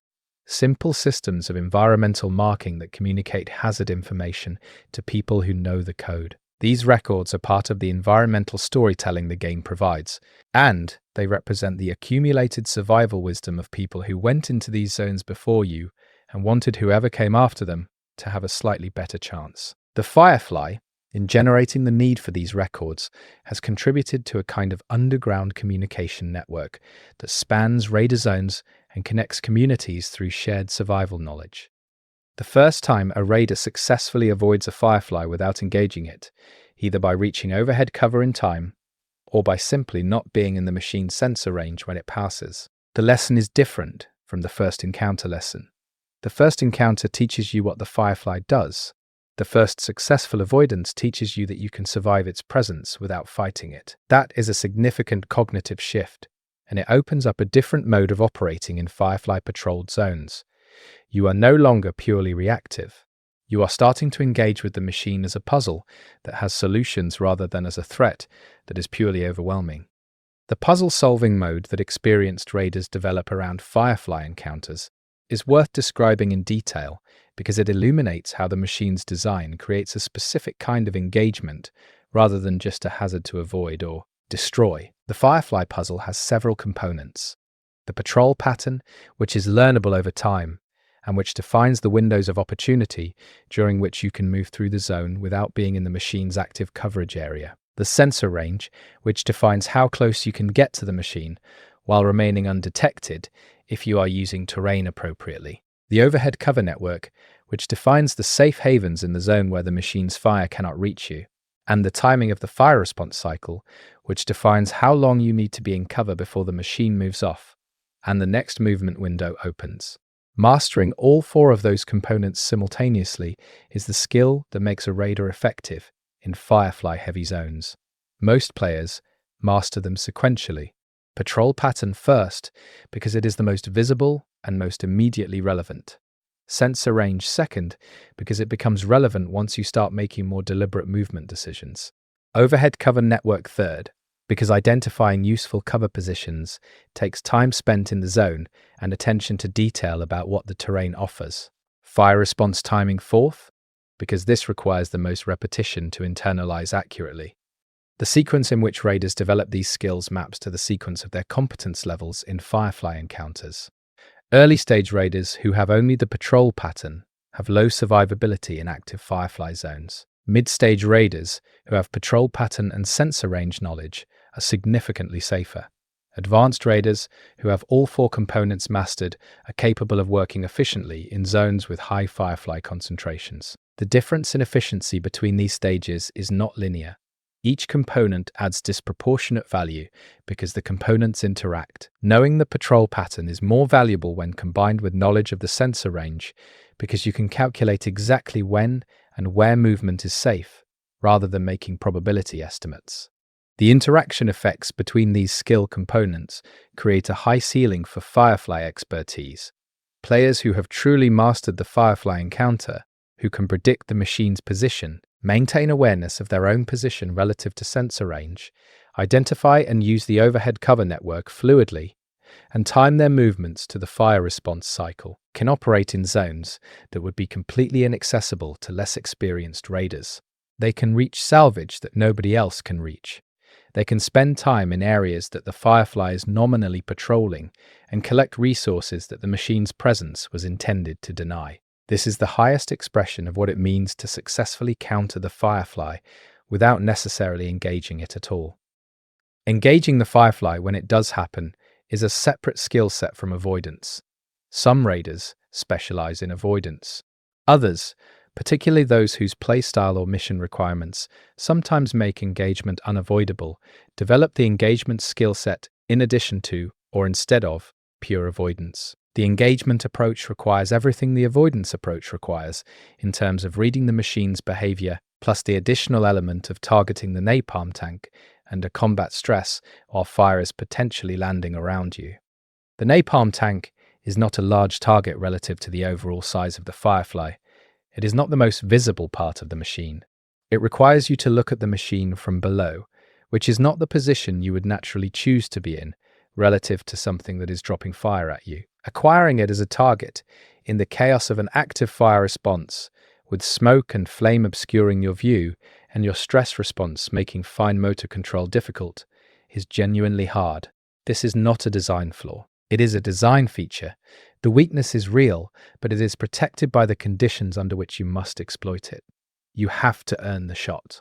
The raiders who can reliably take that shot, who can position beneath the Firefly during an active fire response and deliver sufficient accurate damage to the napalm tank before the fire or the explosion kills them, are the ones who have developed the deepest practical knowledge of the machine. They have done it enough times that the execution is partially automatic. They have burned through enough attempts to have refined their approach. They know which weapons platforms are most effective for the shot, which positions give the best angle on the napalm tank while maintaining some fire protection, how much damage is needed, and how to apply it quickly enough. This knowledge exists in the raider community and is shared in the same ways that other high-value tactical knowledge is shared, through observation of successful raiders, through deliberate mentorship within raider teams, through the informal documentation systems that raiders maintain, and through reputation. A raider who is known to be capable of taking down a Firefly reliably has a specific kind of value to any team operating in Firefly-heavy zones. That value translates into practical advantages within raider social structures in the form of preferred team selection, access to better equipment, a stronger position in resource negotiations with the communities they serve. The social value of Firefly-specific expertise within raider communities is a lore element that the game expresses more through implication than through direct statement. But it is there in the way that certain abilities are valued in scavenging communities, and in the way that communities allocate their best equipment to raiders who can maximize its use. A raider who can reliably down a firefly gets better gear, because they are one of the few people who can make maximum use of the zones that gear is needed for. The economics of survival in a raider community create incentive structures that reward firefly-specific expertise, which in turn drives more raiders to develop that expertise over time. The development of that expertise across the population of raiders over the time the firefly has been deployed represents a genuine evolutionary pressure on the raider community. Those who develop the necessary skills survive and continue to develop them. Those who do not are lost to the machine at a higher rate. The surviving population is therefore, over time, more capable of dealing with the firefly than the original population that first encountered it. This is adaptation in the most direct sense, and it is happening against a machine that was designed to prevent exactly this kind of successful human adaptation to its presence. Whether the ARC anticipated this adaptation is the question. If the Firefly was designed with the expectation that raider communities would develop counter-strategies over time, the machine's deployment as a fixed configuration begins to look like a deliberate choice to allow a certain level of adaptation while preventing full countermeasure development. The napalm tank weakness is real, but it is hard to exploit. The patrol patterns are learnable, but they require significant investment of time in dangerous zones to learn. The machine makes adaptation possible, but not easy. It remains lethal to raiders who are less than fully prepared. This could be a calibrated balance, a machine that is effective enough to maintain pressure without being so overwhelming that it drives the raider population to zero, which would itself be an outcome that might not serve ARC interests if the ARC values the surface remaining somewhat productive. That is a speculative reading, and it is worth flagging as such. The idea that the ARC deliberately calibrates its units to maintain a certain level of sustainable raider activity rather than full extermination is not directly supported by law, but it is consistent with the behavior patterns, and it is the kind of interpretation that makes the ARC a more interesting antagonist than a simple extinction machine. An ARC that is managing the surface, that has complex goals that may not include humanity's complete elimination, is an ARC that raiders might be able to negotiate with or find other routes around. An ARC that is simply trying to kill everyone eventually runs out of things to do once it succeeds. The complexity of possible ARC motivation is part of what makes the lore worth exploring. The first encounter with the Firefly is also, in a sense, a first encounter with the depth of that complexity, because the Firefly's behavior, even in that first terrifying pass, already raises questions that simple mindless aggression does not. Why this weapon? Why this altitude? Why this patrol pattern? A raider who survives long enough to ask those questions has already begun the intellectual project of understanding the ARC, rather than just reacting to it. The Firefly, by being complex enough to prompt those questions, is inadvertently contributing to raider intellectual development about the nature of their adversary. That contribution is not nothing. Raiders who understand the ARC as a designed system, as an entity with logic and purpose behind its deployments, are in a better position to predict and counter ARC behavior than raiders who treat ARC units as random threats. The Firefly, in all of its designed complexity, is one of the machines that pushes raiders towards the analytical mode. It rewards analysis. It punishes pure reaction. And in rewarding analysis, it helps develop the intellectual culture in raider communities that is the long-term foundation for any meaningful resistance to ARC dominance. Chapter 5. The Napalm Tank, Engineering Decisions and Community Discovery. The discovery of the napalm tank as the Firefly's critical vulnerability is one of the more interesting stories in the ARC Raiders player community, and it maps to a lore narrative about how Raider communities develop and transmit actionable intelligence about ARC units. It was not in any official documentation. It was not explicitly flagged by game systems. It emerged from players paying attention, sharing observations, and collectively constructing a picture of the machine that its designers had not fully advertised. In lore terms, this mirrors exactly the kind of intelligence work that Raider communities would have to do in the absence of any formal database of ARC unit specifications. The napalm tank is positioned on the underside of the Firefly's chassis. From a purely engineering standpoint, this makes sense. The flamethrower nozzle is also on the underside, and placing the fuel supply close to the delivery mechanism reduces the complexity and length of the fuel lines, minimizes potential failure points in the fuel delivery system, and keeps the system's center of mass lower, which improves the stability of the hovering platform. These are sensible engineering decisions. They produce a structurally efficient design. They also create a vulnerability that the community identified as exploitable. The tension between structural efficiency and defensive resilience is a real engineering challenge that the ARC apparently resolved in favor of efficiency, at least in the Firefly's design. A napalm tank positioned on the underside of a hovering platform is less protected than one positioned on the top or interior of the chassis, because the underside is the part of the platform that faces the terrain below, which is where any opposition is likely to be. Putting the most explosive component of the system on the side that faces your enemies is a defensive vulnerability that a human engineer would normally try to avoid. Why the ARC did not avoid it in the Firefly's case is an interesting question. One possible reading is that the ARC did not anticipate raiders being able to reliably acquire and maintain a target angle on the Firefly's underside during active fire engagement. The conditions for exploiting the napalm tank are, as we have discussed, extremely demanding. Maybe the ARC's threat modeling concluded that the probability of a raider successfully targeting the napalm tank during an active fire response was low enough to be acceptable. The vulnerability is there, but the operational barriers to exploiting it were judged sufficient protection.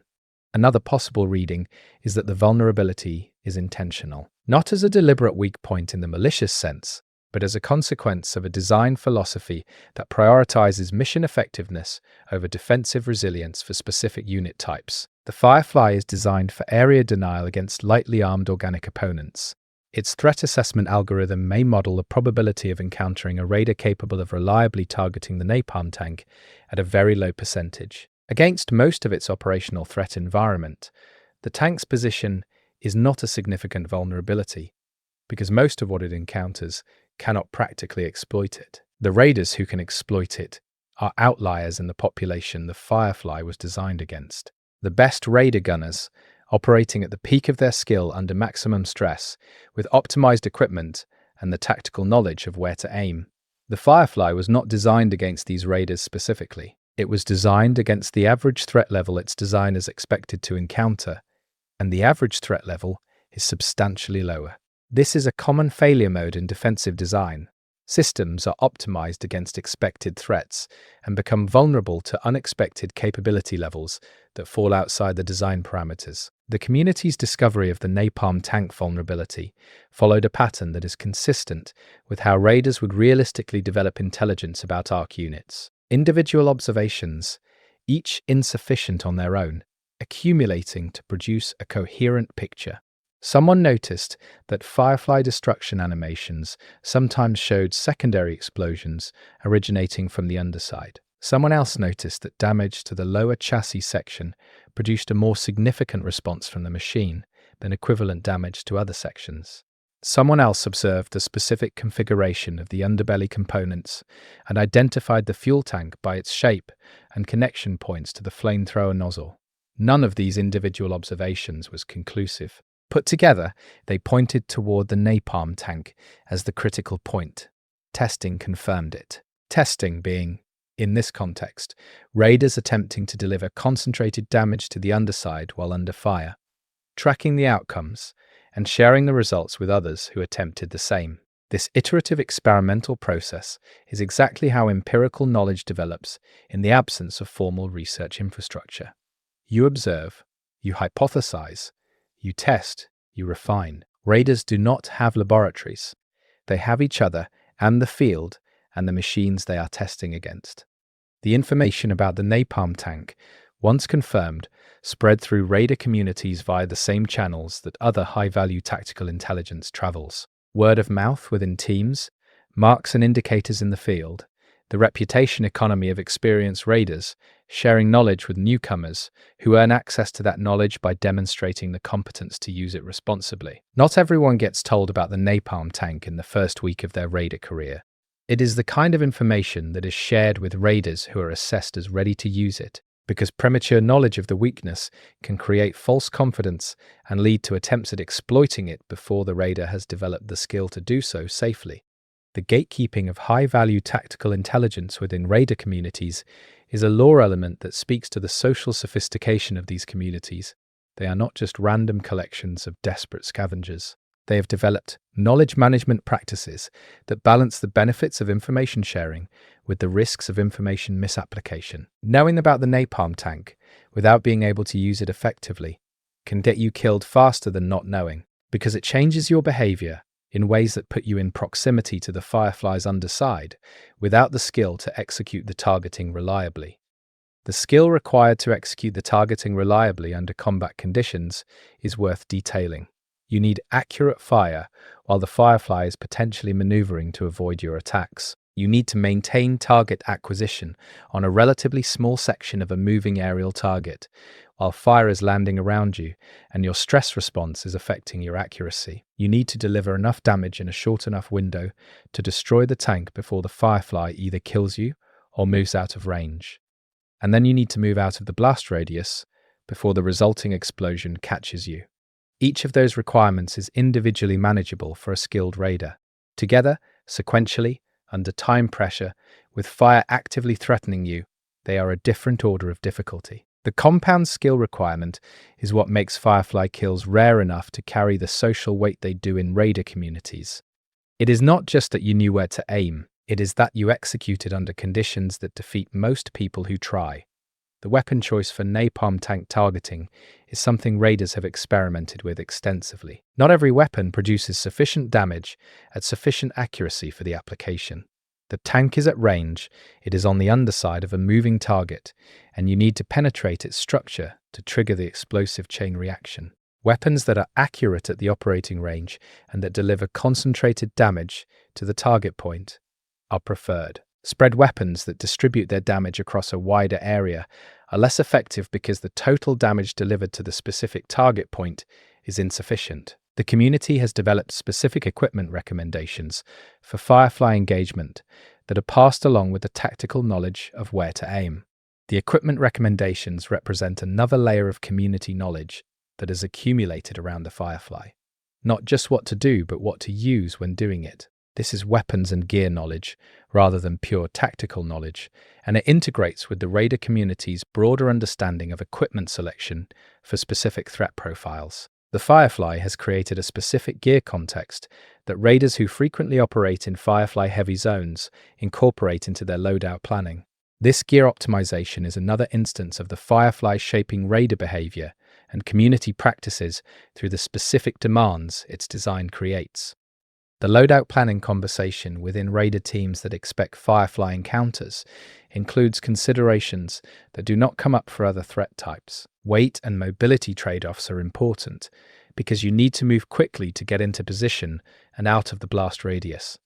The weapon's accuracy at the Firefly's operational altitude is critical. The range at which you can engage without having to be directly under active fire is relevant to how much time you have to complete the targeting. All of these factors combine into a specific gear profile that is optimized for Firefly engagement, and raiders who have developed that profile through experience carry it as part of their operational knowledge. The blast radius calculation, specifically how far you need to be from the Firefly when the napalm tank detonates, is something that has been worked out through painful empirical testing by the raider community. Too close when the tank goes means you take significant damage from the explosion, potentially lethal damage depending on your armor and health state. Calculating the minimum safe distance and ensuring you can reach it in the time between triggering the napalm tank detonation and the actual detonation is part of the engagement plan. Raiders who have internalized this calculation execute the move towards safety automatically as part of the engagement sequence rather than having to think about it in the moment. Thinking in the moment under the stress of an active Firefly engagement is not reliable. The stress response affects decision-making in ways that make complex in-the-moment choices risky. This is why the most skilled Firefly hunters have pre-made the key decisions before the engagement starts. They have already decided where they will position, which angle they will use, what they will do when the tank is hit, how they will exit the blast zone. The engagement itself is execution of a pre-planned sequence, not real-time decision-making. The decisions were made in the calm before the encounter, which is the only time the brain is operating with full capability. This planning discipline, the habit of pre-deciding rather than in-the-moment deciding, is something Raider veterans teach explicitly, and something that often separates raiders who survive long careers from those who die before their skill fully develops. The Firefly, by requiring this level of preparation, is contributing to the general professional discipline of the raider community. It is one of the forces that pushes raiders toward more systematic and deliberate approaches to their work, rather than purely intuitive or reactive ones. The machine is, inadvertently, a training system for raider professionalism. The professional quality of experienced raider approaches to Firefly encounters is something that, from the outside, can look almost casual. An experienced raider moving through a Firefly patrolled zone with apparent ease is not reacting to the Firefly. They are executing a plan they made before they entered the zone. They have already done the work. The apparent ease is the result of preparation, not of natural ability or luck. New raiders who observe this and mistake it for natural ability are setting themselves up for underestimating what it takes to develop that level of competence. The Firefly does not get easier, you get better. Getting better is the long arc of the raider's relationship with the Firefly. The machine does not change, or changes slowly, if at all. The raider's capability changes, and it changes in response to the machine's consistent demands. The Firefly is a fixed curriculum, and raiders are the students. The curriculum is cruel, and the failure consequences are permanent, but the knowledge it produces in survivors is deep and reliable. The raider community's collective knowledge about the Firefly, accumulated over the years of its deployment, represents a kind of institutional expertise that exists nowhere else in the world. Nobody knows the Firefly better than the people who have survived it repeatedly and paid attention to what they survived. Chapter 6. The ARC's Hierarchy and Where the Firefly Fits. The ARC does not operate as a single undifferentiated mass. Even from what the game's lore reveals, it is clear that the machine ecosystem has structure. There are different unit types with different roles, and those roles imply a hierarchy of function, if not necessarily of authority, in any human organizational sense. Understanding where the Firefly fits in that functional hierarchy is important for understanding what it represents in the ARC's overall approach to surface operations. The broadest division in ARC unit types is between mobile combat units and support or infrastructure units. Mobile combat units are the ones that raiders primarily interact with, the machines that respond to raider presence and attempt to eliminate or drive away organic threats. Support units are less frequently encountered by raiders because they tend to be positioned closer to ARC infrastructure and farther from the zones where raider-ARC contact most often occurs. The Firefly is clearly a mobile unit, but it has some characteristics of a support function, specifically the patrol and area maintenance behavior we discussed in earlier chapters. That hybrid character, mobile but with a maintenance function, places the Firefly in an interesting position in the ARC's operational structure. It is not purely a combat deployment, and it is not purely a support deployment. It bridges the two categories. This is consistent with the Firefly's role as a perimeter enforcer, a machine that maintains the boundary between ARC-controlled operating space and the zones where raider activity occurs. Perimeter enforcement is inherently a hybrid function. It requires mobility, because the perimeter spans a large area, and it requires maintenance discipline, because the perimeter is not a single event, but an ongoing condition that must be continuously enforced. The ground units that raiders more frequently encounter in direct combat play a different role in the ARC's surface operations. They are more focused on direct threat elimination. They engage raiders more aggressively, pursue more actively, and seem less concerned with the patrol and maintain behavior that characterizes the Firefly. The Firefly, from the air, handles the perimeter and the open terrain. Ground units handle threats that get through the perimeter, or that the aerial coverage misses. The two layers complement each other in a way that suggests coordinated design rather than independently conceived systems. The coordination between aerial and ground ARC units is something players have observed in encounters where the Firefly and ground units are both present.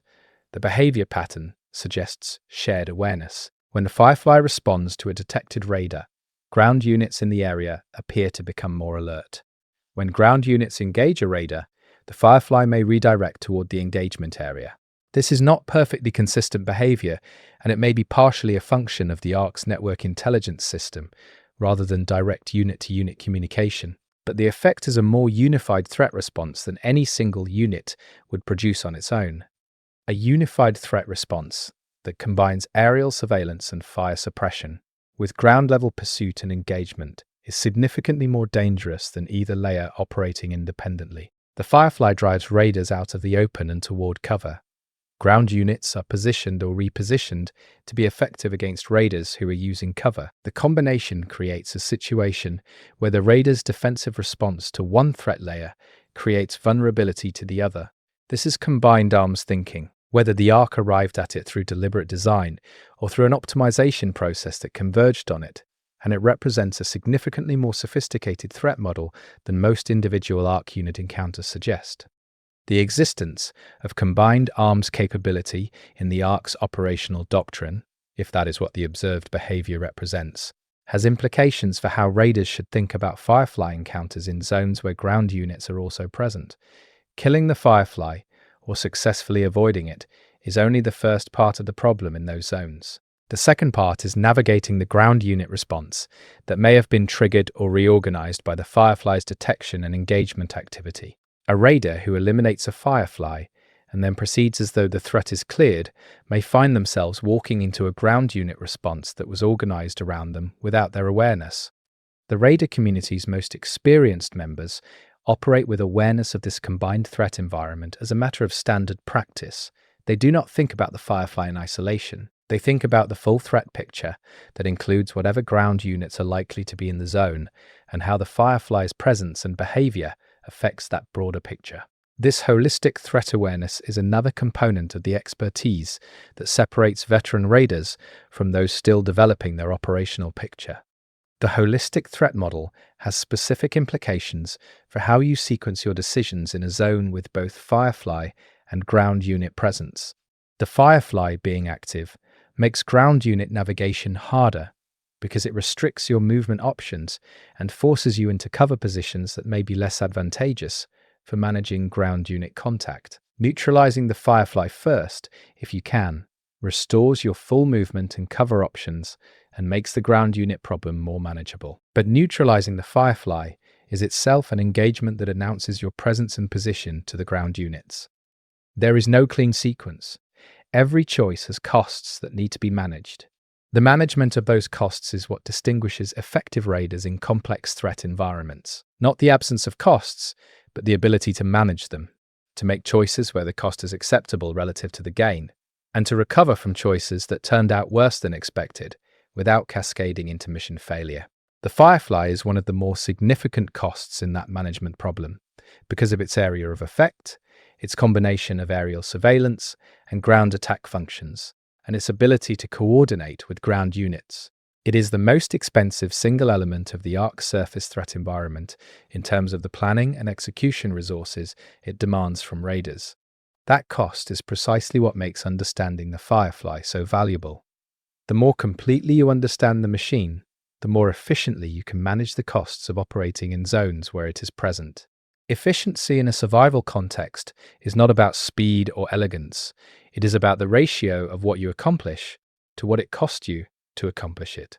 A raider who can operate in a Firefly-heavy zone and complete their mission objectives with acceptable risk and resource expenditure is an efficient raider. A raider who is brilliant and daring but takes full margin risks on every Firefly encounter, burns through luck and equipment, and eventually burns through life expectancy. The understanding is what keeps the efficiency sustainable over time. Sustainability over time is the real measure of success in the raider context. A single spectacular Firefly kill is a good story. A raider who has developed sustainable practices for operating in Firefly-patrolled environments over a career of dozens of runs is a resource for their community. The community invests in developing that kind of raider because the return on that investment is long-term rather than spectacular. The Firefly, by requiring sustainable practice rather than just raw capability, is another factor shaping the long-term culture of raider communities toward valuing experience and accumulated knowledge over raw talent and daring. The long-term culture of raider communities, shaped in part by the consistent demands of the Firefly and other ARC units, is one of the more interesting long-form lore elements in ARC Raiders. The game is presenting you with communities that have been under persistent machine pressure for long enough that they have developed genuine institutional culture around surviving that pressure. The Firefly is one of the most consistent and well-documented sources of that pressure.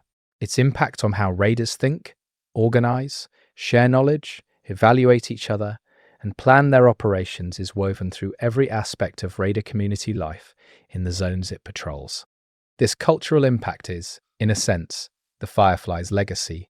Beyond the individual kills and the burned salvage and the enforced territorial boundaries, the Firefly has shaped the character of the human communities that live in its shadow. It has made them more careful, more organized, more analytical, more collaborative in specific ways. None of these outcomes were intended by the ARC. All of them represent adaptations that make raiders more capable of eventually challenging ARC dominance in ways that purely immediate responses to immediate threats would not. The Firefly has made its own opposition better. That is the kind of paradox that makes this lore genuinely worth spending time with.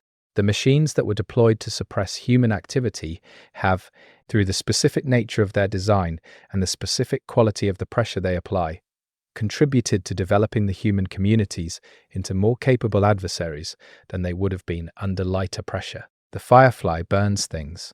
It also, inadvertently, tempers things. The raiders who survive it come out harder, where the harder raiders represent a long-term challenge to ARC dominance that the ARC will eventually have to address more directly. Whether the machines will eventually develop a response to the adapted raider population that they have inadvertently helped create. Whether there is any end state to this mutual adaptation process that does not involve one side completely overcoming the other. These are the open questions that the lore of ARC Raiders is building toward. The Firefly is one piece of that build. A significant piece, one that has been operating long enough to leave real marks on the world and the communities in it. Understanding the Firefly completely means following those marks, following them back to the engineering decisions that produced the machine, forward to the community adaptations it has generated, sideways into the ARC's broader operational philosophy and the unanswered questions about what the ARC ultimately wants from the world it has claimed. None of those threads resolve cleanly. The lore does not offer clean resolutions. It offers a world in process, a world where the outcome is still being written by the actions of raiders and machines in zones that burn and cool and burn again. The fire is always coming. The question is whether you are in the right place when it arrives. Chapter 7: Survival Doctrine and what raiders carry forward. Every raider who has spent meaningful time in Firefly active zones has a doctrine. It may not be written down, it may not even be fully conscious, but the patterns of behavior that keep them alive in those zones are organized enough, consistent enough, to constitute a doctrine in the practical sense. They do their things the same way, in the same order, for reasons that are internalized rather than articulated. They survive because the doctrine works. The doctrine works because it was refined through experience with the Firefly and other threats until the parts that did not work were eliminated by consequence. Survival doctrine in ARC Raiders, at the individual level, is an intensely personal thing. Different raiders develop different solutions to the same problems, based on their playstyle, their physical capabilities, the equipment they tend to carry, the teams they work with, and the specific zones they most frequently operate in. There is no single correct Firefly doctrine. There are many versions that work, and they have different strengths in different situations. What they share is a deep structure, a common architecture built from the same observations about how the Firefly behaves and what that behavior demands from the people trying to survive it. The deep structure of Firefly survival doctrine starts with awareness. Constant awareness of whether the Firefly is present in the zone, where it is relative to your position, and what its current behavioral state indicates about its near-future actions. This is background awareness, not obsessive attention. Experienced raiders maintain it without letting it dominate their conscious attention, the way a driver maintains awareness of surrounding traffic without thinking explicitly about each vehicle at every moment. The skill is in integrating Firefly tracking into the overall operational picture without letting it crowd out the other things you need to be aware of. Awareness management is something that only comes with significant experience. New raiders either over-attend to the Firefly, letting it dominate their attention at the expense of other threat awareness, or under-attend to it, treating it as just another threat, rather than giving it the specific priority it deserves, given its characteristics. The correct calibration, giving the Firefly elevated but not exclusive priority in your awareness stack, is something that develops over dozens of encounters. It cannot be taught directly. It has to be developed through experience, with the calibration being corrected by the outcomes of encounters where it was wrong in either direction. The equipment doctrine that experienced raiders develop for Firefly active zones reflects lessons learned about what works and what does not in those specific environments. Weight is a factor, because mobility matters more in Firefly zones than in many other threat environments. You need to be able to move quickly and precisely, which means carrying less, which means making harder decisions about what to bring. The weapons that are optimal for general raider use may not be optimal for Firefly zone operation. The armor that provides the best general protection may be too heavy for the movement requirements of effective Firefly navigation. These trade-offs produce a Firefly zone-specific loadout that raiders who specialize in those areas carry almost habitually. They have made the trade-off decisions before, weighed the costs and benefits in the context of actual experience, and settled on configurations that work for them in those environments. The loadout is not generic. It is tuned to the specific demands of Firefly active zones in the way that a tool is tuned to a specific job. A raider who shows up to a Firefly heavy zone with a general purpose loadout is working with the wrong tool and will feel that mismatch in the margins of every encounter. The margins are where survival happens, not in the big dramatic moments, though those matter too. In the dozens of small decisions and adjustments that keep you at the edge of safety rather than past it, the right loadout gives you better margins on those small decisions. You can move a bit faster.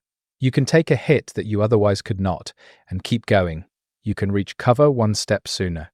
None of those individual improvements is dramatic. Together they are the difference between a run that ends with successful extraction and one that ends in the Firefly's fire zone. Team dynamics in Firefly active zones deserve special attention because they change the calculus of almost everything we have discussed. Individual raider doctrine is designed for single operators managing their own survival and mission execution. Team doctrine adds layers of coordination, role distribution, and mutual support that can significantly expand what is achievable in Firefly-heavy environments. A well-coordinated team can operate in zones that individual raiders cannot safely access, can manage Firefly encounters more effectively through role specialization, and can absorb the costs of individual errors in ways that solo operations cannot. Role specialization in a team facing a Firefly encounter typically involves someone focused on maintaining awareness of the Firefly's position and behavioral state, while others focus on the mission objectives or on ground-level threat. Management. The awareness role is not glamorous, but it is critical. Having someone whose primary job during Firefly presence is to track the machine and call its state changes gives the rest of the team the ability to focus on their tasks with the knowledge that they will receive advanced notice of state changes that require response. This division of cognitive labor is much more efficient than each team member attempting to individually track the Firefly while also managing their own tasks. The communication required for effective team operation in Firefly zones is precise and economical. There is no time for elaborate verbal exchanges when a Firefly is transitioning from patrol to active fire response. The communication systems raiders use in the field and the shorthand that experienced teams develop are calibrated for the information density and time pressure of high-threat environments. A single word or signal that conveys the Firefly's behavioral state transition is more useful than a sentence. Teams that have worked together long enough develop this shorthand naturally, through shared experience of situations where slower communication cost them something. The cost of slow communication in Firefly encounters is usually measured in seconds and damage. Seconds being the time it takes the Firefly to transition from detection to active fire response, and damage being what happens to team members who have not received or acted on the state change information before that transition completes. Teams minimize this cost through practiced communication and through positioning that anticipates the response options before the response is needed. The best teams have already distributed to cover positions before the Firefly triggers, maintaining those positions during patrol until needed, and then having them ready when the trigger happens.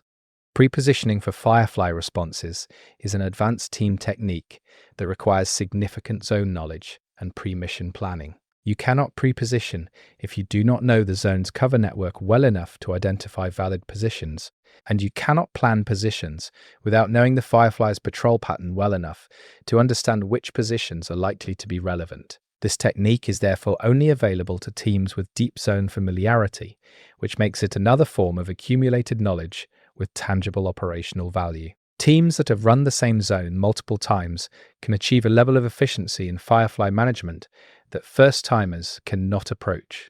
The value of zone familiarity in Firefly management connects to a broader principle of Raider operational culture, which is that information earned through experience is the most reliable kind, and that investing in acquiring it is always worthwhile, despite the costs. A team that runs a zone once, at high risk and with significant difficulty, may be establishing zone knowledge that makes every subsequent run in that zone significantly safer and more efficient.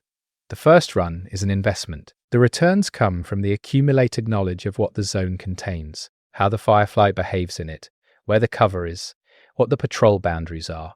That knowledge does not expire unless the ARC changes the zone's configuration. Changes to zone configuration by the ARC are a potential threat to accumulated Raider knowledge that the law touches on without fully developing. If the ARC adjusts its deployment patterns, relocates patrol boundaries, or introduces new unit configurations in zones that Raiders have heavily invested in learning, it can obsolete significant quantities of hard-won knowledge. The implications of that possibility for Raider planning culture are significant. You invest heavily in zone knowledge, knowing that the knowledge might be invalidated at any point. That investment calculus is one more tension that Raider communities navigate, and it argues for maintaining general skills and adaptable methods rather than becoming too dependent on zone-specific knowledge that may not transfer when configurations change. The adaptable methods that Raiders with long careers develop are different in character from the zone-specific knowledge of shorter tenure Raiders. Veterans think in patterns and principles rather than specific configurations. They understand the underlying logic of how the Firefly operates well enough that when they encounter it in an unfamiliar configuration, in a new zone, or with new patrol boundaries, they can reason about its behavior from first principles rather than relying on memorized specifics. This is the deepest level of Firefly expertise, and it is what separates Raiders who can operate effectively anywhere from Raiders who are only fully capable in zones they know intimately. The development of this principled understanding of the Firefly, the ability to reason about it rather than just react to it, is the educational end goal that this video is, in its own way, aimed at. Not providing a specific playbook for a specific zone configuration, but developing the understanding of why the Firefly is the way it is, what logic underlies its design, what principles govern its behavior. That allows you to reason about any Firefly encounter rather than just pattern match against remembered experiences. The principles transfer, the specific memories may or may not. Transferable knowledge is the most valuable kind in any survival context, and especially in one where the environment changes and where zone-specific knowledge has a shelf life. Raiders who build their competence primarily on transferable principles are more resilient to ARC configuration changes and more capable of operating in new zones than those who are primarily configuration-specific experts. The Firefly, by being an enemy that rewards principled understanding over rote memory, is one of the forces that drives the development of the most capable category of Raider. The social recognition of this difference within Raider communities is real and consequential. A Raider who knows one zone extremely well is valuable to teams operating in that zone. A Raider who understands the Firefly at the principled level is valuable anywhere that Fireflies are present. The second type of expertise commands higher social standing and broader operational opportunity within the Raider community's informal reputation economy. This status differential creates incentive for Raiders with sufficient aptitude and ambition to invest in the harder, more transferable form of expertise, rather than settling for zone-specific mastery. The reputation economy of raider communities is one of the lore elements that the game expresses through its social texture rather than through explicit exposition. How raiders talk about each other, which accomplishments are cited as meaningful, what kinds of capability are sought out when teams are forming for high-risk missions. All of this expresses a value system that has been shaped by the consistent demands of the threat environment. The Firefly is a significant element of that threat environment, and therefore a significant influence on that value system. The skills the Firefly requires are the skills that the reputation economy rewards. Rewarded skills get developed more than unrewarded ones. The Firefly, by being hard and consistent and demanding the development of transferable principled expertise, is shaping what raider communities invest in developing. Communities allocate resources, mentorship time, training opportunities, and equipment access toward the development of skills that are valued. Firefly-relevant skills are valued because fireflies are everywhere. This creates a positive feedback loop where the community's investment in Firefly-relevant capability development makes that capability more widespread, which makes the community more resilient to Firefly encounters as a whole, which validates the investment and encourages further investment. This positive feedback loop is one of the more hopeful dynamics in the ARC Raiders lore, in a setting that is not overwhelmingly hopeful. Human communities adapting to machine pressure, developing and transmitting expertise, building institutional capability through consistent investment, growing more capable over time rather than simply being ground down. The Firefly is part of what drives this adaptive loop, not by being beatable easily, but by being beatable at all under the right conditions, by existing as a problem that has solutions even if those solutions are demanding. A problem with solutions drives development. A problem without solutions drives despair. The Firefly, with its napalm tank weakness and its learnable patrol patterns and its readable behavioral tells, is a problem with solutions. Hard solutions, costly solutions to access, but solutions. That quality of being genuinely hard but genuinely solvable is part of what makes the Firefly the kind of threat that produces the most growth in the communities that face it. And growth, in the world of ARC Raiders, is the thing that distinguishes communities that eventually mean something from communities that the ARC burns without consequence. Chapter 8. The Lore We Haven't Found Yet. Every piece of lore that exists about the Firefly points toward more lore that does not yet exist, or has not yet been found, or may not yet have been created. This is the nature of an active lore universe, and ARC Raiders is very much an active universe. The game is evolving. The world is being built in layers, and the fragments that players have collected and assembled into the picture this video is based on are a fraction of what will eventually exist. Understanding where the current lore points, what questions it raises without answering, is part of understanding the Firefly, because those unanswered questions are the shape of what the lore is building toward. The most fundamental unanswered question about the Firefly is also the most fundamental question about the ARC. What does the ARC actually want? The surface of the Earth, clearly. But why? For what? The Firefly enforces ARC territorial control. It does the job it was built to do. But the purpose behind the job, the reason the ARC wants clear zones and undisturbed operations and fire-cleared terrain, is not something the current lore fully explains. The Firefly is a means. The question is the end it serves. One possible reading, supported by environmental evidence in the zones raiders operate, is that the ARC is engaged in some form of large-scale extraction or transformation of the Earth's surface materials, the structures they have built, the environmental changes they have produced, the specific zones they prioritize defending with heavy unit deployments like the Firefly. All of it suggests a process rather than simple occupation. The Firefly keeps humans away from that process. What the process is doing to the Earth is the larger lore question. Another possible reading is that the ARC is establishing infrastructure for a purpose that will become clear later, that the surface operations represent a first phase of some larger project, that the current state of the world is not the end state the ARC is working toward, but a transitional condition. This reading makes the Firefly a transitional tool, a unit designed for the current phase rather than a permanent fixture of the world the ARC is building. What comes after the transition Whether it is a world in which the Firefly is no longer necessary because the ARC's project is complete is a question the lore is setting up, but has not answered. The Firefly itself, as a design, does not give clear clues about which of these readings is correct. It is a capable and well-designed perimeter enforcement unit that works well in the current operational environment. Whether it is designed for a permanent condition or a transitional one is not visible in its design.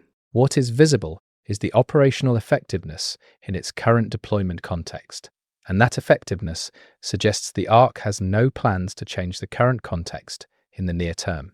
Near term being a relative concept when you are dealing with an entity whose timeline is probably not organized around human timescales. The ARC arrived, presumably, with a plan that operates on a timeline significantly longer than human political or military planning horizons. What looks like the permanent current state from a human perspective may be a brief transitional phase from the ARC's perspective. The Firefly, deployed in this transitional phase, may be purpose-built for exactly this phase and different from whatever units the ARC will deploy in subsequent phases. The question of what subsequent ARC phases might look like and what units they would deploy is a lore question that the game's developers will presumably address over time. The hints in the current lore about the ARC's larger project suggest that the threat environment for raiders is not static even beyond the normal variation of patrol patterns and unit deployments. The ARC's project, if it is progressing, will eventually produce changes in the surface conditions that change the parameters of raider operations in ways that current survival doctrine may not fully account for. Preparing for those changes at the community level requires the kind of analytical and adaptive capability that the Firefly and other current threats have been developing in raider communities. The specific knowledge about the Firefly will remain valuable for as long as the Firefly is deployed. The adaptive capacity that Firefly encounters have developed in the raider population will remain valuable regardless of what the ARC deploys next. This is another argument for investing in principled understanding rather than purely configuration-specific knowledge. The lore fragments that exist about ARC operations outside the zones raiders currently access suggest a larger operational picture that the raiders are only seeing one corner of. The Firefly is part of that corner. What is happening in the parts of the ARC's surface operations that raiders cannot reach or have not yet explored is lore that will become accessible as the game's universe expands. The Firefly will presumably be part of that larger picture in ways that are not yet visible, either as a unit type that appears in those other zones, or as a design philosophy that influenced other aerial units that operate outside raider-accessible areas. The aerial threat landscape beyond what raiders currently face is another area of open lore. Raiders deal primarily with the Firefly as their primary aerial challenge. The ARC's capabilities in the air extend significantly beyond the Firefly based on the broader scope of their technological profile. What other aerial units exist, whether they appear in the zones raiders operate in or in other parts of the ARC's operational territory, is lore that has not yet been fully developed. The Firefly may be the first aerial unit raiders encounter, but it is probably not the last. Subsequent aerial units, if they appear, will presumably be different from the Firefly in specific ways. The Firefly's design represents specific answers to specific problems. A different aerial threat would presumably represent different answers, either to the same problem approached differently, or to a different problem in the ARC's operational environment. Understanding the Firefly deeply means being positioned to understand subsequent aerial threats quickly by having a framework for how the ARC approaches aerial unit design that can be applied to new data points as they emerge. The lore of the Firefly's design history, which units came before it, and what problems they were designed against, is also unexplored territory. The Firefly's current configuration implies predecessors. It is too refined to be a first-generation design. The predecessor designs, if they appear in lore fragments or environmental storytelling, as the game develops, would be extremely valuable for understanding the development arc of ARC aerial capability and for projecting where that arc might lead next. Raiders who find fragments of pre-Firefly aerial unit history in the field would be in possession of genuinely valuable intelligence, not just for the historical picture it would complete, but for the forward-projecting inference it would enable. Understanding how the ARC got from version 1 to the current Firefly tells you something about what version after current looks like. That kind of intelligence has strategic value beyond any single tactical encounter. The strategic value of lore intelligence, which is what we have been building in this video, is something that the raider community instinctively understands, even when it cannot fully articulate it. Knowing more about the ARC than the ARC designs you to know, piercing the intentional opacity of machine systems with human pattern recognition and collaborative intelligence, is the long-term advantage that raiders are building even when the short-term situation looks difficult. Every piece of lore, properly understood, is a brick in that foundation. This video is one more brick. The Firefly, fully understood in its design, its behavior, its place in the ARC's operational structure, and its impact on raider communities, is a chapter of the larger story that makes the next chapter more comprehensible. The story of the ARC and raiders is not finished. The Firefly is not the final word on aerial ARC threats, but it is the first word, the clearest word, the one that every raider has personal experience with, and that establishes the terms of the conversation about everything that follows. The conversation about what follows, about what the ARC is building toward, and what raiders are building toward in response, is where the lore of ARC raiders is going. The Firefly is the machine that made that conversation necessary, that made the question of what the ARC actually wants urgent enough to investigate, rather than simply accept. Because if you understand what it wants, you understand what fighting it actually means.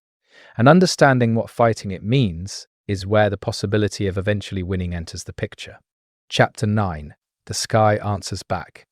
There is a moment that experienced raiders describe, not universally but consistently enough to be meaningful, when their relationship to the Firefly changes, not when they first survive it, not when they first kill one, but when they hear the sound of it, that distinctive propulsion and systems noise, and they feel something that is not quite fear anymore. It is closer to recognition, the feeling of encountering something known, something well understood, something that still requires respect and attention, but no longer dominates the fear response the way it once did. That moment, whenever it comes for a raider, is when they have fully integrated the Firefly into their operational world.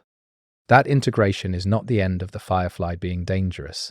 It remains dangerous. Raiders who have fully integrated the Firefly still die to it, when they make mistakes, when circumstances combine against them, when the margins collapse in ways they could not fully control. But the integrated relationship is different from the fearful one.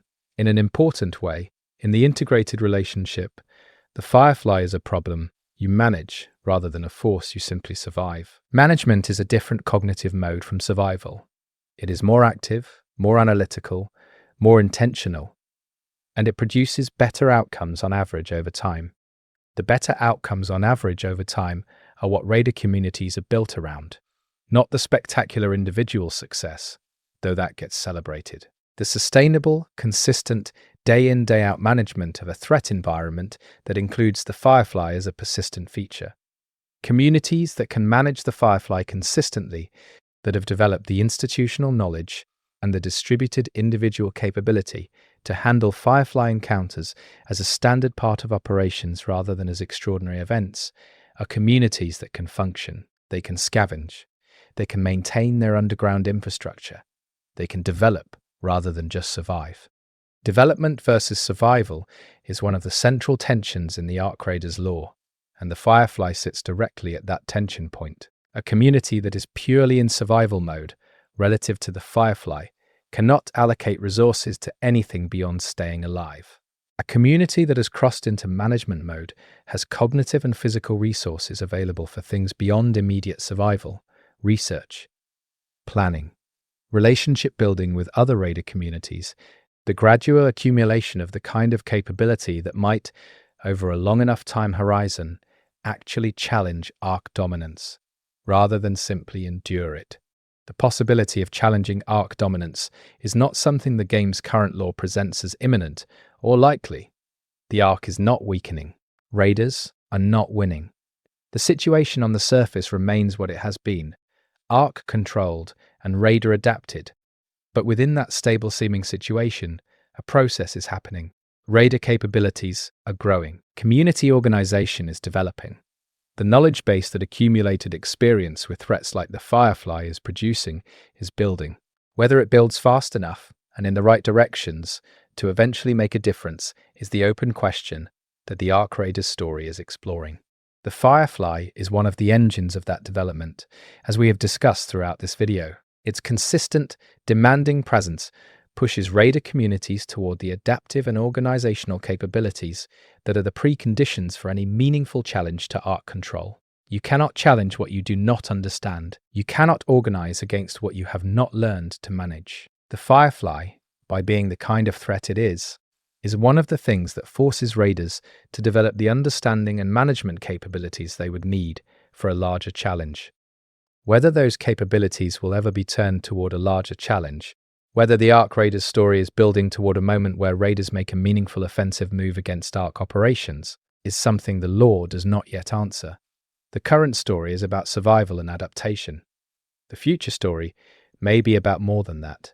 The seeds are there, in the community knowledge and the organizational development and the deepening understanding of what the ARC is and what it wants. The Firefly's role in planting those seeds is one of the more interesting ironies of the ARC Raiders setting. The ARC deployed the Firefly to maintain the current situation, to prevent raider activity from interfering with ARC operations. In doing so, it created a consistent and demanding teacher for the raider communities it was trying to suppress. The teacher it created has produced students who are more capable of challenging it than they would have been without the teaching. The suppression has contributed to the conditions for resistance. That is not a conclusion the ARC appears to have reached based on the continued deployment of the Firefly in its current configuration. Either the ARC does not model outcomes at that timescale and community organization level, or it has modeled them and concluded the resistance potential being built does not exceed the value of the Firefly's continued deployment, or it is aware of the irony and has plans that account for it in ways that are not visible from the current lore. All three possibilities are consistent with what we know. All three lead to different stories about where the world is heading. The world is heading somewhere. The lore of ARC Raiders is building towards something. Through the accumulated fragments of story about raiders and machines and the surface world and the underground communities that survive in the margins of ARC operations. The Firefly is part of what that world is and where it is going. Not the most important part, not the most powerful part, but a consistent and ubiquitous part, present in every zone where raiders operate, shaping every run, defining part of the conditions within which the larger story unfolds. Understanding the Firefly fully means understanding something about those conditions, about the specific pressure the ARC applies to raider activity and the specific adaptations that pressure produces, about the machine intelligence that designed the unit and what that design reveals about the ARC's understanding of its opponents, about the human communities that face the machine and what facing it has done to them over time, about the open questions that the current lore raises and that the expanding story will eventually address. The open questions are what keep the lore worth coming back to. The Firefly is answered in many of its aspects by what we have covered today. Its design, its purpose, its weakness, its behavioral patterns, its place in the ARC's operational structure, its impact on raider communities, but the larger questions it raises about the ARC's ultimate goals and about what raiders can ultimately do about the world they have inherited, those questions are still open. Still being written, still being determined in runs that happen every time a raider goes to the surface and looks up and hears that sound. The sound that says the Firefly is here. The sound that asks whether you are ready. The sound that the world of ARC Raiders has been built around. One machine circling above the ruins of everything we called home and the question of what we do about it. The sky has been claimed. The ground is still contested. Chapter 10. The Burning Zones.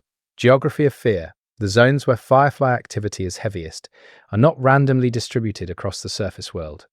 Players who have spent time mapping their encounters, tracking where Fireflies appear most consistently and in what concentrations, have identified a pattern that points towards something deliberate in how the ARC has allocated its aerial resources. The heaviest Firefly coverage corresponds to the zones with the highest salvage density, the most structurally intact pre-ARC infrastructure, and what appear to be the areas closest to active ARC operational sites. This is not a coincidence. It is a deployment map, and reading it tells you something about what the ARC values and therefore what it is protecting. The high salvage zones are the ones raiders need most. They are also the ones the Firefly patrols most intensively. This creates a direct correlation between raider necessity and ARC defensive intensity that is one of the more brutal features of the surface world's economics. The things you need are in the places that are hardest to reach. The things that are easy to reach have already been picked clean by previous runs, or were never rich in the first place. The Firefly's deployment pattern ensures that the best resources are behind the hardest barrier, which is either a deeply elegant security design or a consequence of the ARC prioritizing what it also values, and the ARC values the same densely resourced zones that raiders do. What the ARC values about those zones is not necessarily the salvage.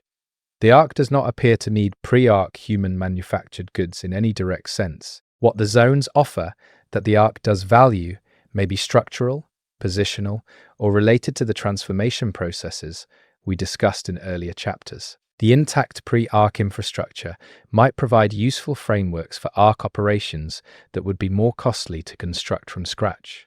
The physical positions of those zones relative to ARC operational sites might be strategically important. The resource concentration in those zones might reflect the same underlying geographic characteristics that made them valuable to the humans who built them, and that continue to make them valuable to the ARC for different reasons. Raiders who have analyzed the overlap between high Firefly zones and ARC operational activity have noticed something that complicates the simple territorial interpretation. Not all high Firefly zones appear to have visible active ARC operations within them. Some zones have heavy Firefly coverage and relatively little visible ARC construction or activity. This suggests either that the ARC activity in those zones is not visible in ways raiders can detect, operating underground or at scales that are not immediately apparent, or that the Firefly's deployment in those zones is preventative rather than protective. The ARC may be deploying Fireflies in areas it intends to develop rather than areas where development is already occurring. Preventative deployment is an interesting strategic concept in the context of ARC Raiders lore because it implies long-term planning.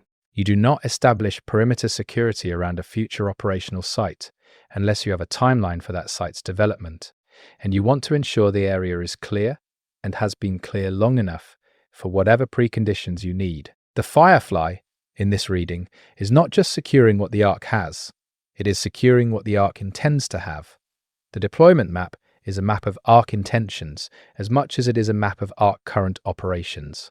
If raiders could read that map accurately, they would have intelligence about ARC intentions that would be extraordinarily valuable for community planning and for any longer-term strategy of resistance or adaptation. The zones the ARC is pre-securing with heavy Firefly deployment are the zones that will become important in the next phase of ARC operations. Understanding that in advance allows raider communities to either exploit those zones before the security intensifies further, or to understand what the ARC is building toward and plan accordingly. This is strategic intelligence derived from tactical observation, and it is exactly the kind of intelligence that separates communities that are strategically aware from those that are purely reactive. The geographic distribution of Firefly encounters also reflects terrain characteristics in ways that are worth understanding. Fireflies are most effective in open terrain with limited overhead cover. They are less effective in densely built urban areas with intact multi-story structures that provide natural overhead protection. They are essentially neutralized in underground spaces, which is why raider communities built their infrastructure underground in the first place. But they remain active at the entrances and transition zones between underground and surface access points. The Firefly cannot follow you underground, but it can wait for you to come out.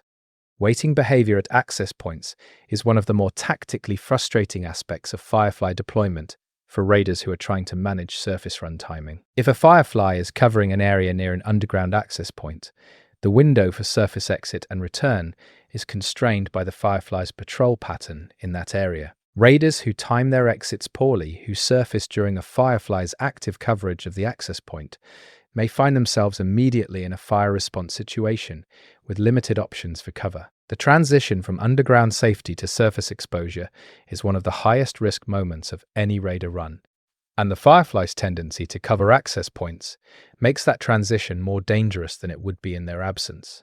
The access point vulnerability has driven architectural adaptations in radar underground facilities. Communities that can do so construct multiple access points to the same surface area, allowing them to choose their exit point based on Firefly patrol positions, rather than being committed to a single exit. This redundancy in access infrastructure is resource-intensive to build and maintain, but the safety margin it provides in Firefly-covered zones justifies the investment for communities that operate in those areas regularly. The access point architecture of a radar community is, in this way, partially shaped by the Firefly's deployment patterns in the zones above. The shaping of underground architecture by surface threats is one of the more subtle but consistent lore themes in ARC radars. The communities below are not independent of the conditions above. Every radar access point, every storage facility position, every path between underground infrastructure nodes reflects accumulated knowledge of and adaptation to the surface threat environment. The Firefly's patrol boundaries are, in a very real sense, encoded in the physical structure of radar communities. You can read something about the surface conditions above from the layout of the infrastructure below, if you know what you are looking at. Reading the underground architecture for surface intelligence is a skill that veteran raiders and radar community planners develop, not explicitly, in most cases, but as part of the general competence of understanding how radar spaces are organized and why. The placement of reinforced waiting areas near access points, for instance, reflects knowledge that exits sometimes need to be timed and that people may need to wait in a protected position near the surface before a safe exit window opens. This waiting infrastructure is a direct response to the Firefly's patrol coverage of access zones, encoded in concrete and metal, without anyone necessarily having labeled it as such. The labeling, the explicit articulation of why things are the way they are in radar communities, is often absent. People know what things are for without necessarily being able to say why they know. The knowledge was built up over generations of trial and error, encoded into practices and structures and community norms, and transmitted through demonstration and experience rather than through formal instruction. The Firefly's influence on radar community design is present in those practices and structures, even when it is not explicitly acknowledged. It is background knowledge, the way fundamental assumptions always become background knowledge over time. The zones that raiders avoid entirely, that no current radar community has found a way to safely access despite their known resource richness, are another expression of the Firefly's influence on the geography of radar operations. The avoided zones are, by definition, the places where Firefly coverage is densest, where the combination of patrol intensity, terrain that favors the Firefly's fire delivery, and limited cover networks makes the risk calculation prohibitive. These zones are known. Their resource content is sometimes known from older accounts or from observation at the periphery, but they sit beyond the current operational envelope of every radar community that knows about them. The beyond envelope zones are something of a holy grail in radar community discourse. Communities that could access them would gain significant material advantages. The question of how to access them is a persistent research agenda in radar communities that have the organizational capacity to pursue that kind of long-term strategic problem.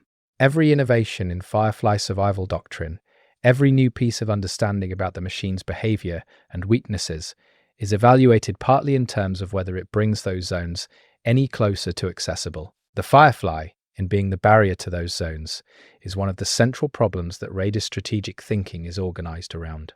Strategic thinking at the community level, the kind of long-term planning that goes beyond individual run preparation, is something radar communities develop differently depending on their organizational maturity and their resource base. Communities that are in pure survival mode do not have the luxury of long-term strategic thinking about the Firefly's geographic coverage. Communities that have achieved enough stability to allocate some resources to planning and research can start to think about the geographic problem more systematically. This difference in organizational capacity is one of the axes along which radar communities vary from each other, and the Firefly's geographic challenge is one of the organizing problems around which that capacity develops. The organizational capacity to think about the Firefly geographically rather than just tactically is itself a product of having survived enough Firefly encounters to have the tactical problem partially under control. You cannot think strategically about a problem that is still consuming all of your tactical resources just to manage. The communities that are thinking about the beyond envelope zones are communities that have already solved the basic Firefly management problem for the zones they currently operate in. They are running well enough to have bandwidth for the harder question being whether the zones they cannot currently reach can ever be reached. The answer to that question will depend on developments that are not yet visible in the current law, new equipment that provides better overhead protection and therefore changes the cover network calculation in open zones, better understanding of the Firefly's sensor systems that allows more precise exploitation of detection thresholds, possible changes in ARC deployment patterns, whether from ARC strategic decisions or from damage to ARC infrastructure that affects their ability to maintain heavy Firefly coverage in specific areas. Any of these could change the calculus for the beyond envelope zones. The changes in ARC deployment patterns are worth thinking about specifically because they are the one factor that the raiders themselves might be able to influence rather than simply adapt to. If raider activity elsewhere in the zone network puts pressure on ARC resources that affects Firefly deployment, if the ARC is forced to reallocate units from heavily covered zones to respond to threats elsewhere, that reallocation might create windows of reduced coverage in zones that have been consistently beyond reach. This is the logic of distributed pressure, of forcing the ARC to make difficult resource allocation decisions by being active in enough places simultaneously that coverage everywhere becomes difficult to maintain. Distributed pressure as a strategy requires the kind of inter-community coordination that raider communities are not consistently good at. Individual communities tend to be focused on their own operational areas and their own survival. Building the coordination infrastructure to execute simultaneous distributed operations across multiple zones is a much higher level of organizational challenge. But it is the level of challenge that the law seems to be pointing toward as the natural next development in raider community capacity, the step beyond individual community optimization towards something more like a network of coordinated resistance. The Firefly's geographic deployment in this context is not just a tactical problem for individual runs. It is a strategic problem that defines the scale of organization raiders would need to build in order to access the resources that are currently denied to them. The beyond envelope zones are the prize. The Firefly is the barrier. The organizational capacity to coordinate distributed pressure is the key. The law is presenting these three elements together in a way that suggests they are connected, that the path from the current state to a meaningfully different one runs through exactly this set of challenges. Building organizational capacity at the inter-community level is a different kind of project from building individual tactical competence with the Firefly. It requires trust between communities that may have been competitors or have had conflict in their past. It requires communication infrastructure that is reliable enough to coordinate operations across distances. It requires shared intelligence about ARC deployment patterns that is current enough to be actionable. All of these are hard problems in the world of ARC raiders, where information is scarce, trust is earned rather than assumed, and ARC monitoring of surface communication could make coordination attempts visible to the very systems you are trying to outmaneuver. The ARC's potential visibility into raider coordination attempts is a threat dimension that the current law touches on but does not fully develop. If the ARC's network intelligence, including whatever intelligence the Firefly feeds back to the broader system, provides sufficient data to detect patterns that suggest coordinated raider activity, then attempts at inter-community coordination might trigger responses before they can be executed. The Firefly, in this reading, is not just a threat to individual raiders on individual runs. It is a node in a surveillance network that might be the ARC's first line of defense against exactly the kind of organized raider resistance that the accumulated adaptations to Firefly pressure are slowly building toward. This closes a loop that is one of the more elegant aspects of the ARC Raider's law design. The Firefly drives development of exactly the capabilities that would be needed to challenge ARC dominance, and it is simultaneously part of the system that would detect and respond to those capabilities being deployed at scale. The machine is both teacher and examiner. It develops the students, and it monitors them for signs that they are developing too fast in the wrong directions. Whether the ARC is aware of this dynamic, or whether it is an emergent property of the system's design, is again an open question that the law does not resolve. The zones themselves, the physical spaces that the Firefly's deployment patterns define and defend, are more than just resource locations. They are, in the larger lore context, the physical expression of the contested relationship between the ARC and the human communities that refuse to disappear after the invasion. Every zone where raiders operate is a zone where the ARC's territorial claim is being challenged, however tentatively, however carefully, however much that challenge is framed in terms of survival necessity rather than political resistance. The Firefly is there to make that challenge as costly as possible. The raiders are there because the alternative to bearing that cost is worse. The alternative being extinction, or more precisely, the slow diminishment of human communities that cannot access sufficient resources to sustain themselves. The Firefly, by controlling the high resource zones, is one of the mechanisms of that diminishment. A raider community that cannot reach sufficient resources contracts. It loses population to attrition and to the resource scarcity that forces relocation or consolidation. The Firefly does not need to kill everyone. It just needs to control the resource geography tightly enough that communities cannot thrive. Thriving is the threshold. Below it, the ARC wins by attrition, even without active extermination. Above it, human communities persist, develop, and potentially build towards something the ARC has not yet been required to fully reckon with. The Firefly's geographic deployment is, in this frame, the most critical factor in whether raider communities stay below or rise above the thriving threshold. Not because it is the only threat, but because it is the primary control on the high-resource zones that determine whether communities have the material base to do anything beyond basic survival. The geography of fear that the Firefly creates is therefore not just a feature of individual runs. It is the architecture of the long-term conflict between the ARC and the human communities that survived its arrival. The burn zones and the clear zones and the zones that nobody has accessed in a generation are not just terrain features. They are the physical record of where the conflict currently stands and what it would take to shift it. The Firefly is the machine that draws those lines. Understanding where the lines are, why they are there, and what it would take to redraw them is the strategic problem that everything else in this story is building toward. Chapter 11, In the Shadow of the Machine, Raider Identity and the ARC. The identity of a raider, in the world of ARC raiders, is not simply a job title or a role description. It is a way of being in a world that has been fundamentally reshaped by an alien machine intelligence, a set of values and practices and self-understandings that have developed in direct response to the specific conditions of that world. The Firefly is one of the machines that has most directly shaped what it means to be a raider, not just tactically, but existentially. What you believe about yourself as a raider is partly defined by how you relate to the threats you face, and the Firefly is one of the most defining of those threats. The self-image of an experienced raider who has developed significant Firefly competence is different from the self-image of a newcomer. This is not just about confidence, though that is part of it. It is about a particular kind of self-understanding that comes from having faced something genuinely dangerous and learned to manage it. Raiders who have integrated the Firefly into their operational world have a specific kind of calm that newcomers interpret as either bravery or indifference. It is neither. It is competence.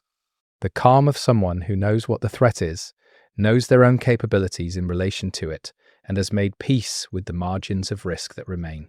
Making peace with irreducible risk is one of the psychological achievements that raider life demands. There is no zero-risk run in Firefly active zones. No matter how skilled you are, no matter how well prepared, no matter how good your team and your equipment and your planning, there is always a probability of a bad outcome that no amount of competence can reduce to zero. Raiders who cannot make peace with that irreducible probability either stop going to the surface or they die to risks they could have avoided by being more conservative. The ones who make careers are the ones who accept the irreducible risk, work aggressively to minimize everything that can be minimized, and then simply go. The going, the act of surfacing despite the risk, is one of the definitional acts of raider identity. It is what separates raiders from the people who stay underground and wait for others to bring back what they need. Those people are not lesser. They have important roles in the communities that sustain raider operations, but they are not raiders. The raider is the one who goes up, who faces the Firefly and the other threats, and accepts the terms of the surface world and works within them. That acceptance, that willingness to operate within constraints that include the possibility of burning, is the heart of what raider identity means. The law expresses this identity not through explicit statements, but through the behavior patterns and community practices we have been discussing throughout this video. The preparation rituals, the debriefs after runs, the reputation economy that values specific kinds of expertise, the intergenerational knowledge transmission, all of it reflects a community that has built an identity around competent engagement with a threat environment that includes the Firefly as a central feature. Remove the Firefly and the threat environment changes, and with it the specific shape of raider identity. The Firefly is not just a tactical problem, it is part of what it means to be a raider. This is one of the more interesting ways in which the ARC has shaped the culture of the communities it was trying to suppress. By deploying the Firefly and maintaining it as a consistent, defining challenge, the ARC has contributed to the formation of a raider identity that is built around exactly the kind of capabilities needed to challenge ARC dominance. The identity is, at its core, about being someone who goes up despite the machines. That identity, in a population where it is widespread and valued, is a political and strategic resource as much as a cultural one. People who define themselves by willingness to face ARC threats are people who are, at the cultural level, already organized around resistance. Resistance is a word the law handles carefully. Raiders do not necessarily think of themselves as a resistance movement in any organized political sense. They think of themselves as survivors doing what is necessary to sustain their communities. The act of going to the surface and bringing back resources is not primarily framed as an act of defiance against the ARC. It is primarily framed as a job, as service to the community, as the practical necessity of survival in a world where survival requires surface access. But the cumulative political meaning of a culture built around willingness to operate in ARC-controlled territory, framed as routine and professional rather than as exceptional heroism, is significant.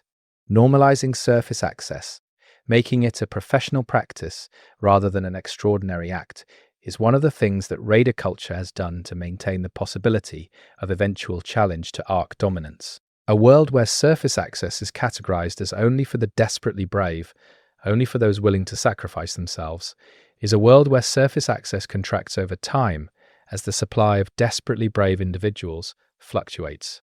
A world where surface access is a skilled profession, a learnable and transmissible craft with established practices and community support, is a world where the capacity for surface operations can be maintained and grown even in the face of consistent ARC pressure. The Firefly has been one of the pressures that pushed raider communities toward the professional model. When a threat is consistent, predictable, and learnable, the rational community response is to learn it and teach it and build the institutional infrastructure to maintain that learning. Random or chaotic threats might resist that professionalization. The Firefly, with its consistent patrol patterns and readable behaviors and defined weaknesses, is exactly the kind of threat that rewards professionalization.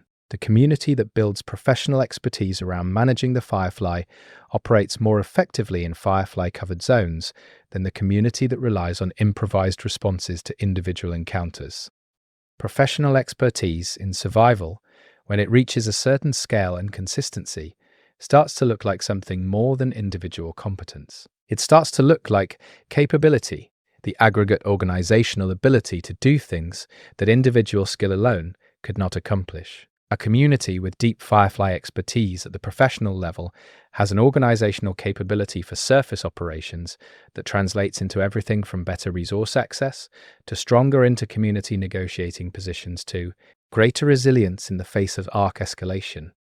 The expertise is not just about individual runs, it is about what the community can do as a whole. The aggregate capability of raider communities as whole systems is something the law is developing slowly, in the texture of how communities relate to each other and how they organize their operations. The Firefly is one of the common challenges that creates common ground between communities that might otherwise be competitors. Two communities that both face the Firefly in their zones have a shared interest in the best approaches for managing it. This shared interest is a foundation for cooperation that does not require trust at the deeper levels of inter-community relationship. You do not have to trust another community deeply to share Firefly survival knowledge with them, because that knowledge has no competitive advantage dimension. It does not help one community beat another. It only helps both communities survive the machine. The knowledge-sharing dimension of inter-community relations around shared threats, like the Firefly, is one of the factors that has prevented the complete balkanization of raider communities into mutually hostile competitors. The ARC represents a common pressure that creates common interests, and the Firefly is one of the most consistent expressions of that common pressure. Communities that recognize this common interest and act on it are more resilient than communities that do not. The recognition is not always fully articulated. Sometimes it is just the practical fact that certain knowledge gets shared because sharing it costs nothing and might save someone who could someday save you. The informal reciprocity economics of raider inter-community relations are built partly on this foundation of shared threat knowledge. You share what you know about the Firefly because someday someone else will share what they know about a threat you have not encountered yet.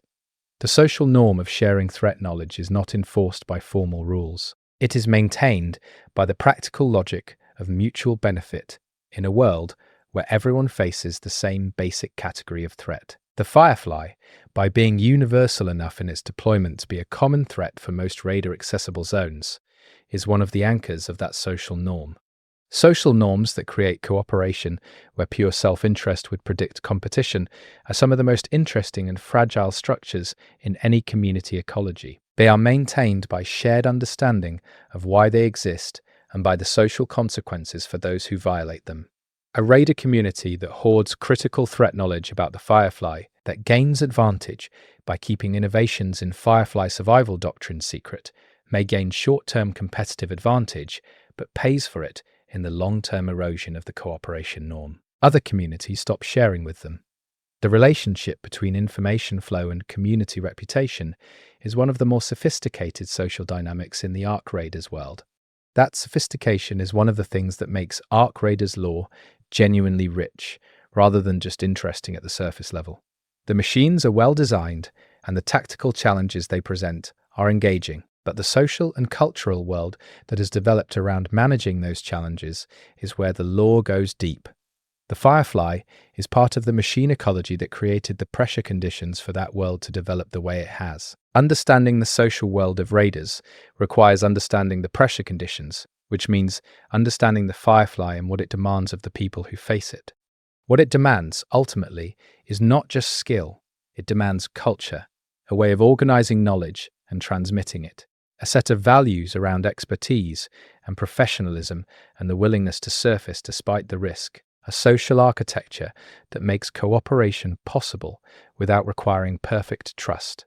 A relationship to irreducible risk that is neither reckless nor paralyzing. The Firefly, in demanding all of this from the communities that face it, has been one of the primary architects of what raider culture is. Not the only one, not the most important one in every dimension, but a consistent and defining one.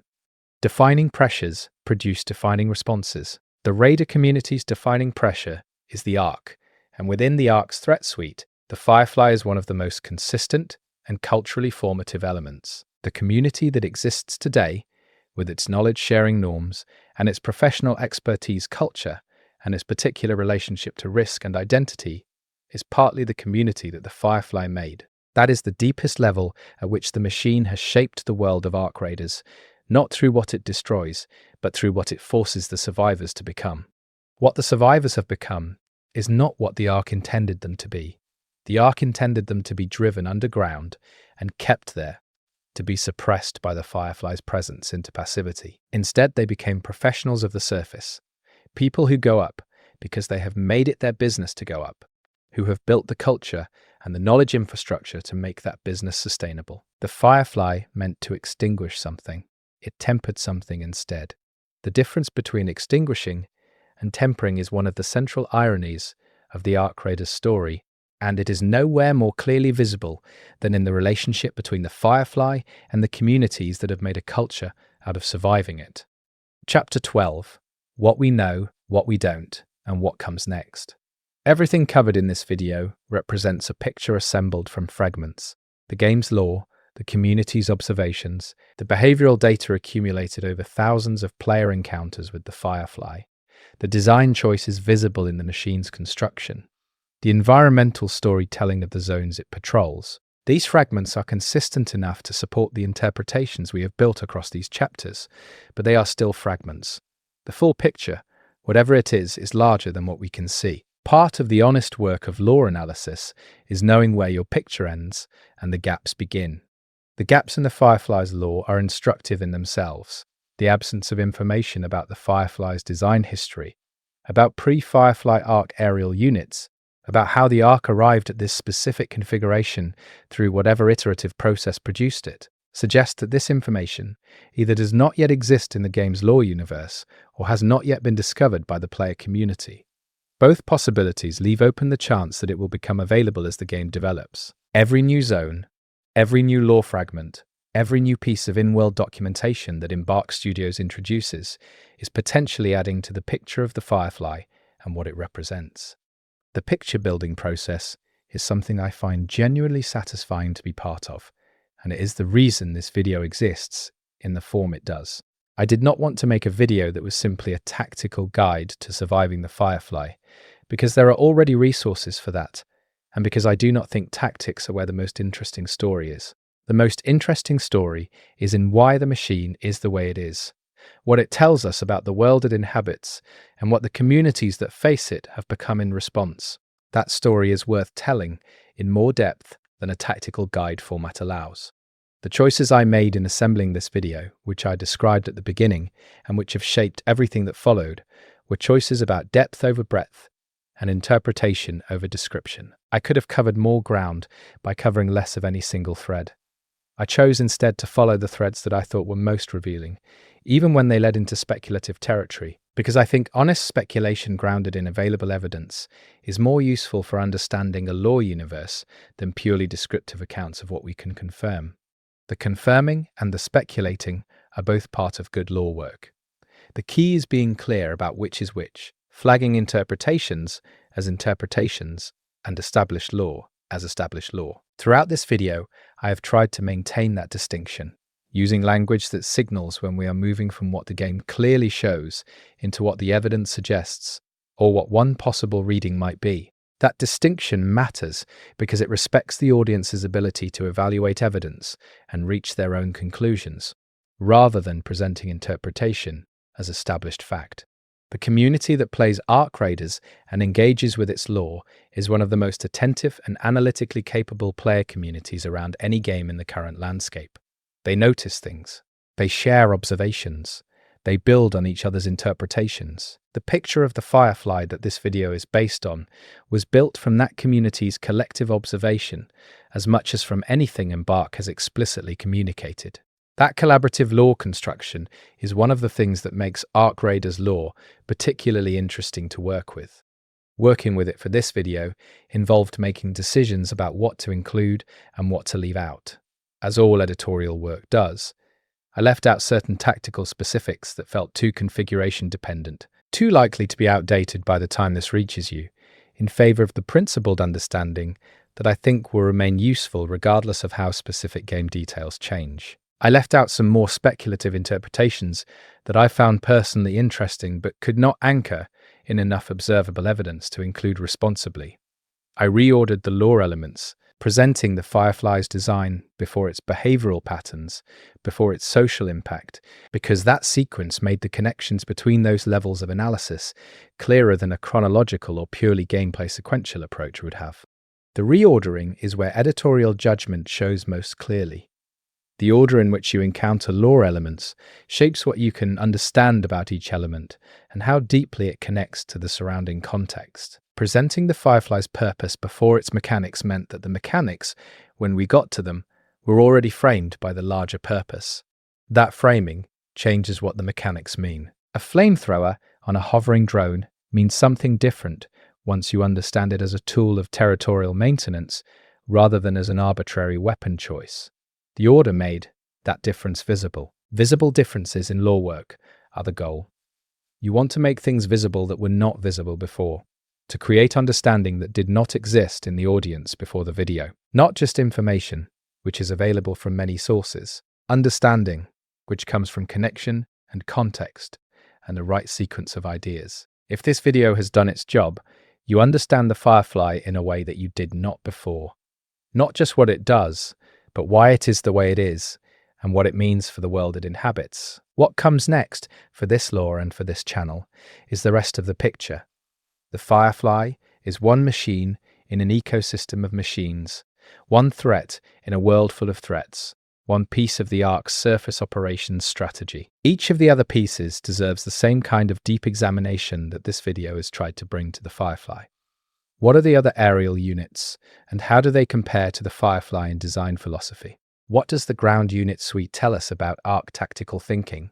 What can we learn about ARC objectives from the structures they build in zones that raiders access, and in zones they do not?